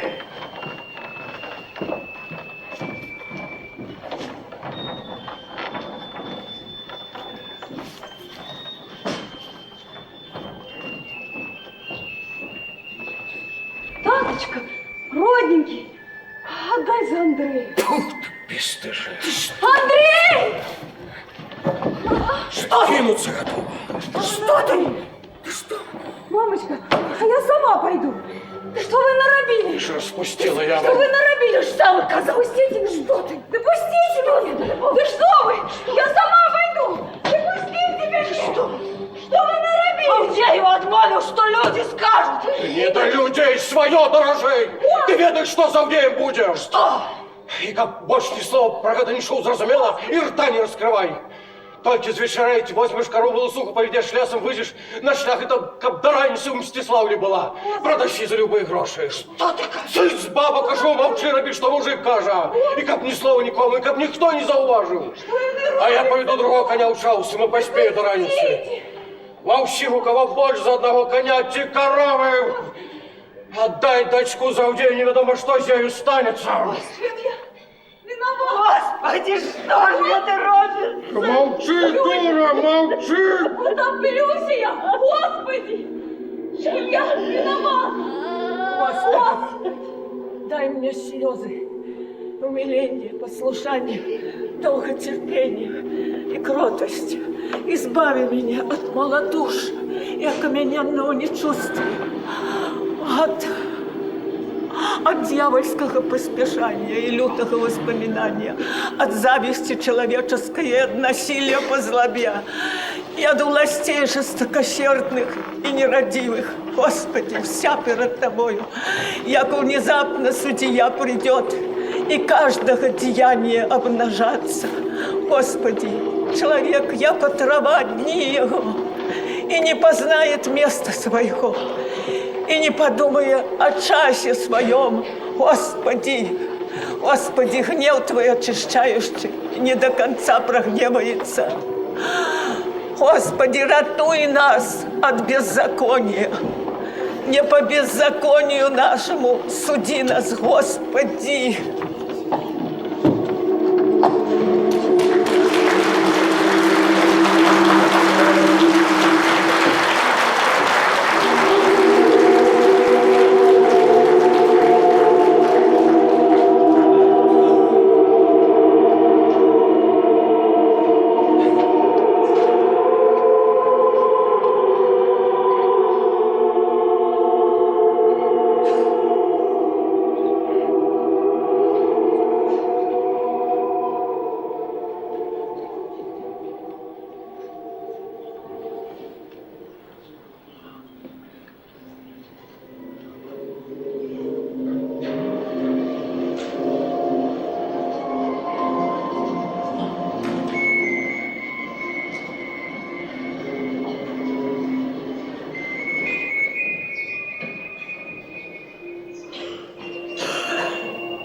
Посватались.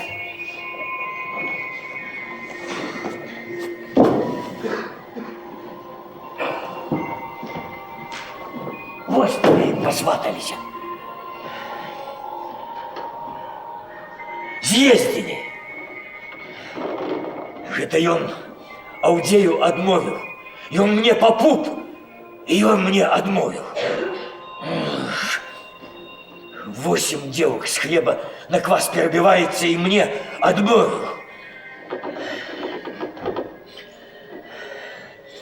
Ладно, обыдемся. У нас не пропало. Наше все целое засталось. Поглядим, як он своих усіх выдасть, кого он лепшего знойде.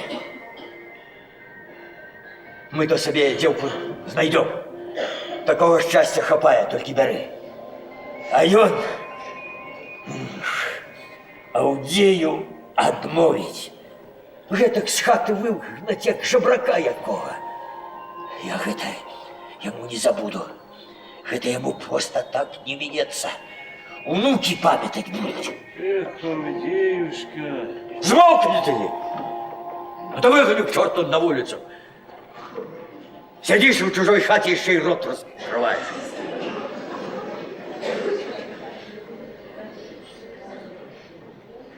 Ну вот что, кладитесь спать. Нечего сидеть.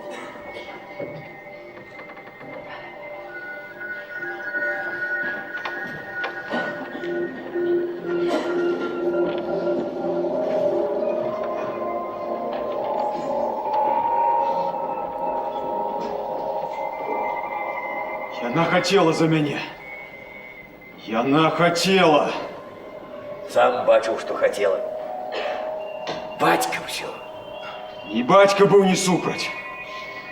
Як это не супраць? Я з ім размаўляў тыдзень назад. Зуйко? Сам? Без мяне? Я як бы гэтак. Вам я даўней казаў, калі б вы што супраць аб нічога, а то... Я сено возил, а он з лесу ішоў. Я і кажу, добрые у вас, дядька Петрок, девки.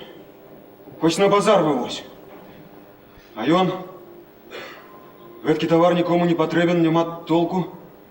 На базар вывозить не продасі. А я... Ну а што, калі б знайшоўся пакупніка на гэткі товар? Ён і кажа, гэткаму пакупніку я б яшчэ і прыплаціў. Асабліва, калі хлопец толковы, гэткі як ты, то няблага прыплаціў бы. Ты не глядзі, што небагата жыву, а дачку выдам па-людску? Значыць, не супраць ён быў. Не супраць. Ты ж чуў сваімі вушамі. Не можа гэтага быць. Мо перабіў хто?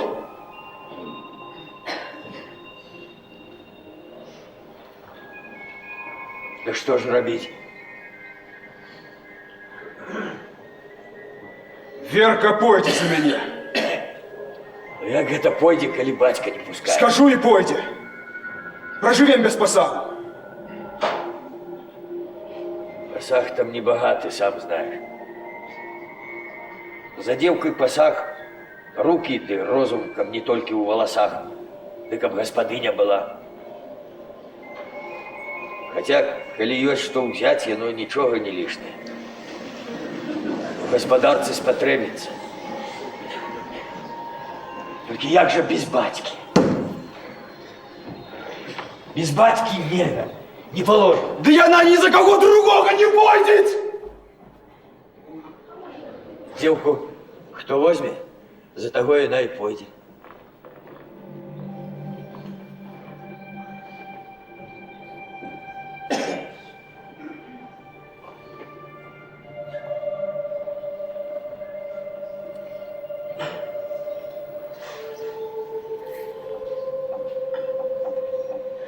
Что это, девка? Дядюшка Авдей, не прогоняйте. Утоплюсь я.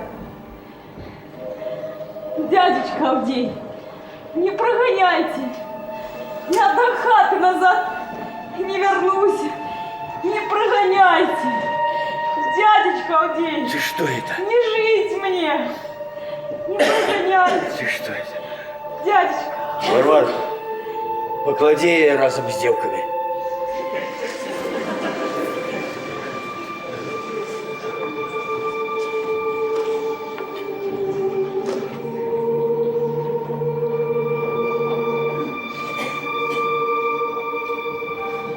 Поглядим завтра.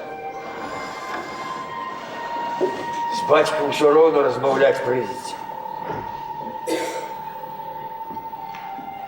Ты что? Уже поспел девце пузо прочепить? Что ты?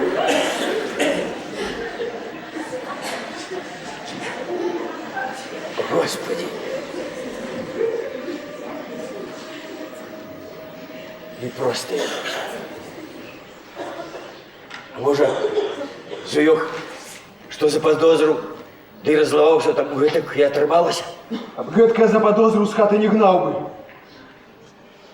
И то правда. Сам бы следом вился. А не хочуть яны. Ну так и не трэба. А мы поженимся. Нам жить не им. Девка добрая, уважительная. И мать не супрать. Господи. Не просто это все. Не просто. Поглядим завтра. Нехто ж прыйдет следом за ёй.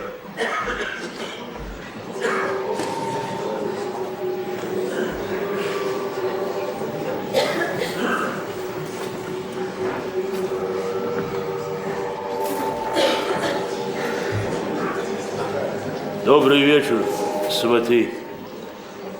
Иду, гляджу, Ворота не зачинены, у хаті світло. Дай, думаю, зайду. Проходь, сват. Иди позачиняй, а то кинули все. Варвара.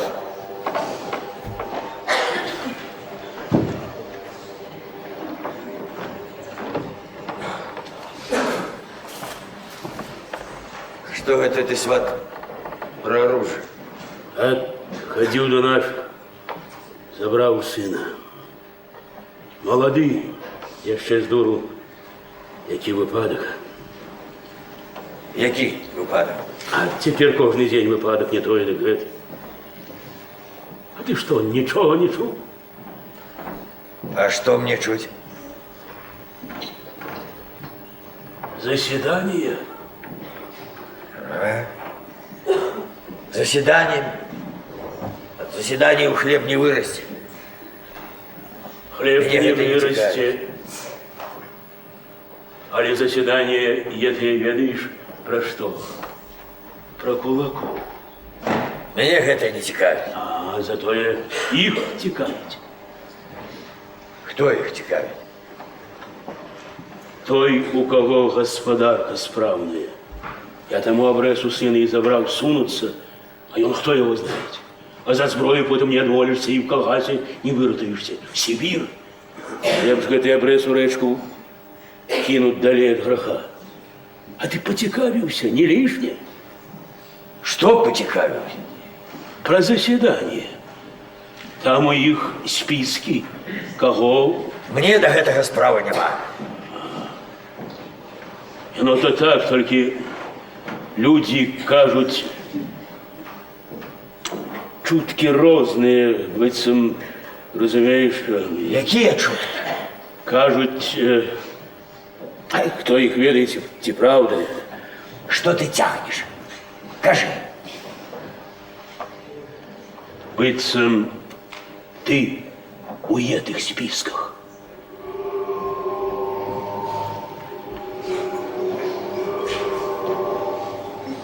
Я?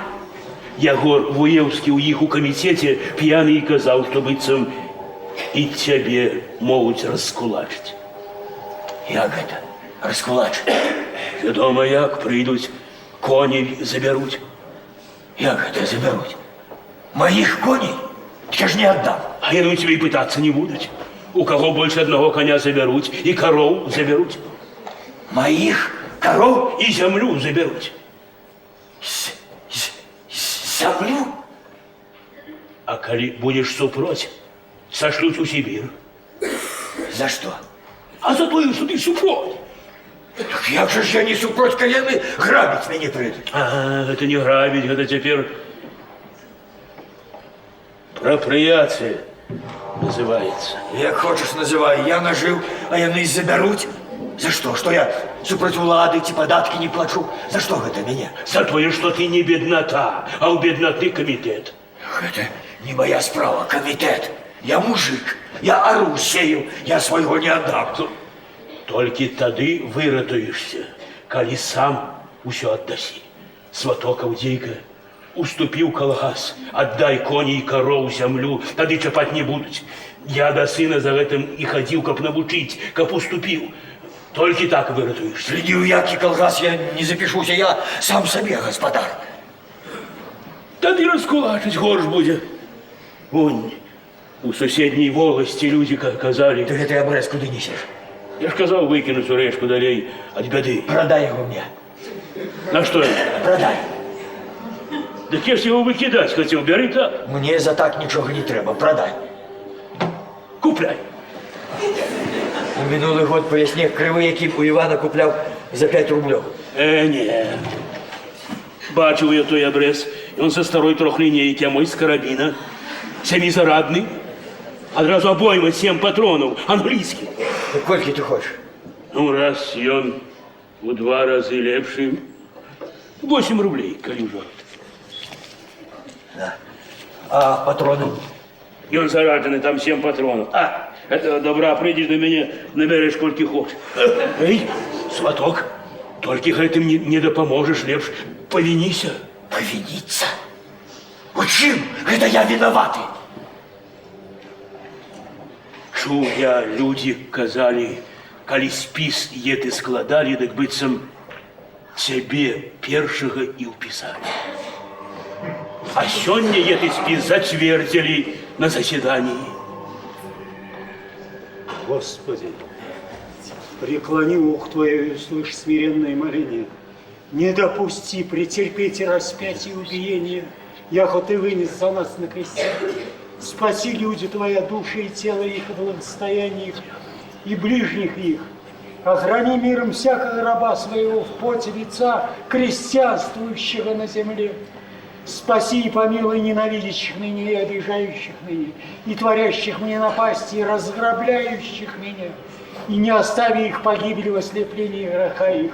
Святый Божий, святый крепкий, святый бессмертный, помилуй нас, ныне прысный и во веки веков. Аминь.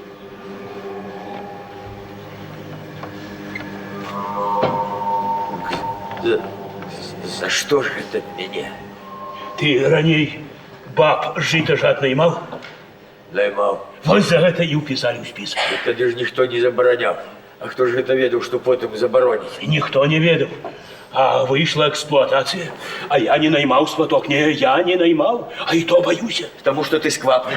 А я лепш грошы заплачу, абы убрацца хутчэй па восені, ды. І бабы ж самі просяцца, ім то заробак. Ну то так, але я не наймаў, сваток. Не, я не наймаў, а ты наймаў.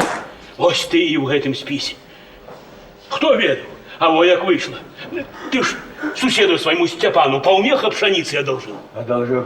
А назад цэлы мех хацеў узяць. Ты што, з неба зваліўся, не ведаеш, што паўмеха па вясне каштуе, як мех па восені, ды і дамаўляліся. Я-то ведаю твою матры, але цяпер гэта спекуляцыя. Ты ж нават пабіць яго хацеў, а ён бедната. Господи, а я нікога не біў, нікога не наймаў, а баюся. Коров прадаў. Одну толькі пакінуў, коней прадаў. У калгас запішуся, бо баюся. Авдейка, сваток, подумай. Про дзяцей наших подумай. Про род наш. Усе ж усё прадаюць, што ў каго толькі ёсць.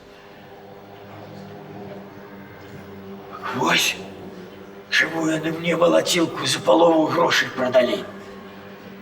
Але я ад свайго не адмоўлюся. Я хто? Як ты? Я свайго не аддам. Хто?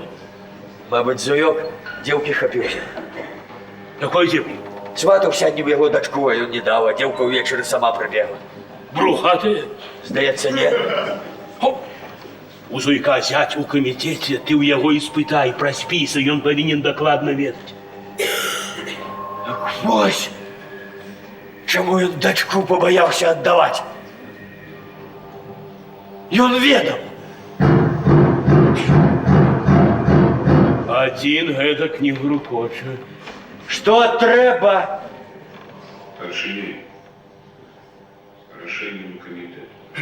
Это яны? Сватка, куды мне? Чого ты? Сват, я не трэба ўцеч, я ж не ў спісе. Сват, табе ўсё роўна, я ж не ў спісе. Сышні! Сваток,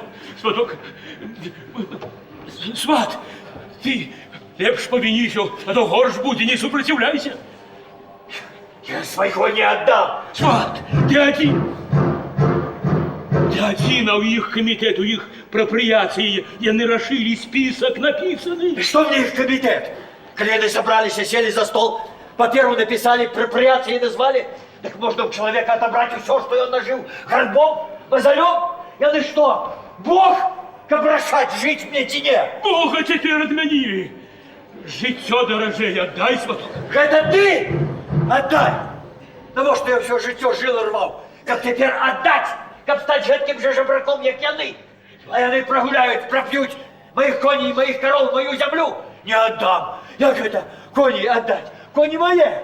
Мне моя першая кобыла, с которой хутор подымаў, даражэй за дзяцей была. Я яе до старости трымаў, не прадаваў. Колькі яна мне коней прывела. Я яе за хлявом у ельніку пахаваў. Толькі што дамовіну не зрабіў, ды крыж не паставіў. Я плакаў, як яна памёрла. Мы з ёй разам жылі, яна ўсё разумела, разам пот лілі, лес цягалі, упраж і рвалася. Я кожнага коня памятаю, як ступаў, як еў. І ім цяпер маіх коней? Аўдзей. Каму? Зуйковому зятю. И он же шамута коню подобрать не может. И он же пропил, прогулял все, что ему Зуёк за старейшей дочкой дал. Его ж золотыми пятерками обсыпен праз год, знову в лахманах сидеть будет. Ему моих коней не отдам. Отдать моих коров. Я 10 годов разводил этих молочных коров. А теперь отдай, коли чернуха заболела, во уезд за доктором ездил, 25 рублев платил, говорит, а мать корову купить можно, а тяжкий был год, дети месяц без хлеба сидели, а пошлые гроши отдавал, и им теперь моих коров не отдам. Да вот что мне это житё, без коня, без коровы, без земли, кони, коровы, земля, это все мое, все у земли, все, чем живу, все у земли. Господок, земля теперь не своя, даденая по едоках. Отдай, лепш будет.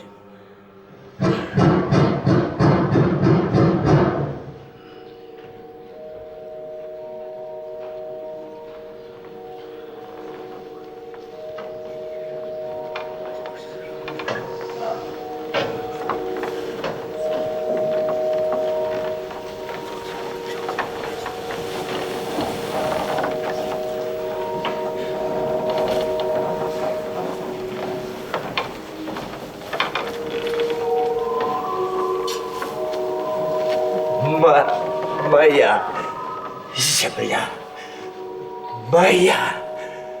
Мне ничто не прирезал по едоках. Я свою землю еще за тым часом за свои гроши куплял.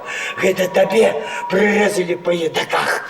Не по едоках земля, по работниках. Едаки землю проедут и с умой пойдут. Им гора мало. Не на едоках свет трымается, на работниках. Землю я не отдам. Матка гроши збирала все життя, батька все за Богом да за порядком, а яна копейка в копеечку. Пешком у Мстислав 40 километров туды, 40 назад, як только вольный день. А это вольный день только зимою, у холод, да ветер насквозь. Ну, купляя на свои копейки ленту да иголок, не сеть по вёсках продавать. Ножи отнялись к старости, а копейка до копейчины. А як прикинули разом гэты хутор куплять, так и половины нема. А як хотелось иметь свое, каб сам господар поехал на этой шахты, посадить у клетку и под землю не дыхнуть, где убежь киркою вода с камня сочится, то одного побочь придушить, то другого покалечить, покуль унись, 3 раза молитву прочитаешь. Святый Боже, святый крепкий, святый бессмертный, помилуй нас. Вытягнуть, знов молишься, что живы. Итак, 2 года. Грошей быть самишват, а принеси. Все ж не на своим, все купи, за все заплати. А вернувся до хаты, земля подорожала. Вось тебе и на. А помочь некому, а гэтак хотелось иметь свое. Один со старым, а тут война. Забрали. Бог послал это ранение, знову прохся, а податки отдай, знову долги, ночами не спал, потом обливался. Вытягнул на себе гэты хутор, гэту землю, моя кровь, мои жилы, и отдай, коли обжился, коли сыны выросли, коли теперь у меня есть, коли теперь я господар, да коли пришли отобрать. Яны сидели, аби не працевать, упрогалать, и теперь сидят, не працуют, а ты отдай им коней, землю и коров. Не отдам. Як это? Отобрать у мужика землю. Что ж это будет? Не, этого не может быть. Я даже сами казали, земля христианам. Я моих коней поховал, только крыш не поставил. Не, только крыш не поставил моих коней. Матка, мама, нитки, хустинку. Ноги отнялись к старости. Поховал, только крыш не поставил ни Богу, ни себе. Не может этого быть. Ни Бог, ни влада не допустит такой погибели. Это ж сами казали, земля христианам. Этого не может быть. Это ж свет перевернется.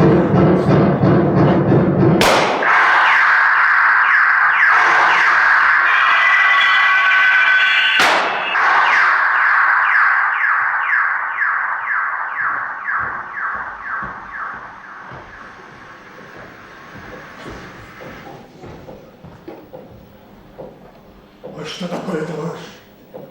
Старорежимные дрожжики, обновленные неотнудскими тенденциями.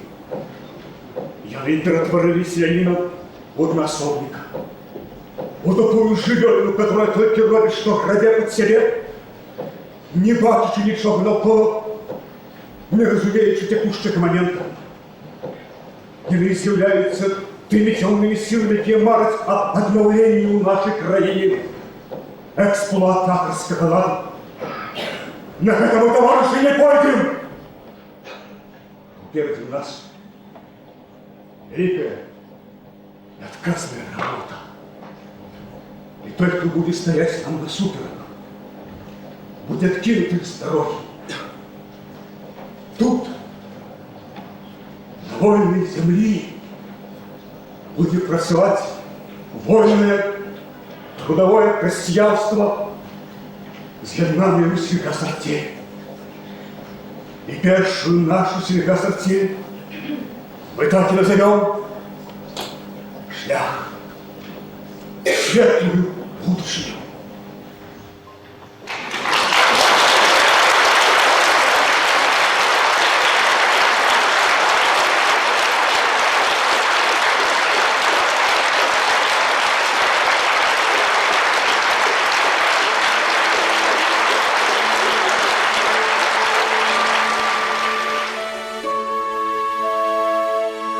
Сябры выслухалі заключную частку радыёверсіі спектакля нацыянальнага акадэмічнага тэатра імя Янкі Купалы «Страсці па аўдзею. Крык на хутары» па п'есе Уладзіміра Бутрамеева. Рэжысёр-пастаноўшчык, народны артыст Беларусі Валерый Раеўскі. Рэжысёр запісу трансляцыі, заслужаны артыст Рэспублікі Беларусь Ігар Лапцінскі. Дзеючыя асобы і выканаўцы. Аўдзей, народны артыст СССР Геннадзь Аўсяннікаў. Яго бацька, народны артыст Беларусі Павел Кармунін. Варвара, жонка Аўдзея, народная артыстка Беларусі Марыя Захарэвіч. Андрэй, іх сын, акцёр Александр Лабуш. Сёмка, акцёр Юрый Аверьянаў. Галенька, народны артыст Беларусі Мікалай Кірычэнка. Жабрак, заслужаны артыст Рэспублікі Беларусь Фама Варанецкі. Зуёк, народны артыст Беларусі Валерый Філатаў. Зуйчыха, народная артыстка Беларусі Лілія Давідовіч. Маці Зуйчыхі, народная артыстка СССР Стефанія Станюта. Верка, актрыса Алена Іваннікава. Танька, народная артыстка Беларусі Зоя Белахвосцік. Сцяпан, селянін, заслужаны артыст Рэспублікі Беларусь Геннадзь Давыдзька. Хлопец, артыст Александр Гарцуеў. Сват, народны артыст Беларусі Павел Дубашынскі. Старшыня Камбеда, народны артыст Беларусі Александр Падабет. Якаў Капітонавіч, акцёр Уладзімір Кінкамінскі. У іншых ролях акцёры нацыянальнага акадэмічнага тэатра імя Янкі Купалы. Рэдактар радыётвора Уладзімір Дзюба, гукарэжысёр Віктар Красоўскі, гукааператар Тацяна Сідарова. Год запісу 1995.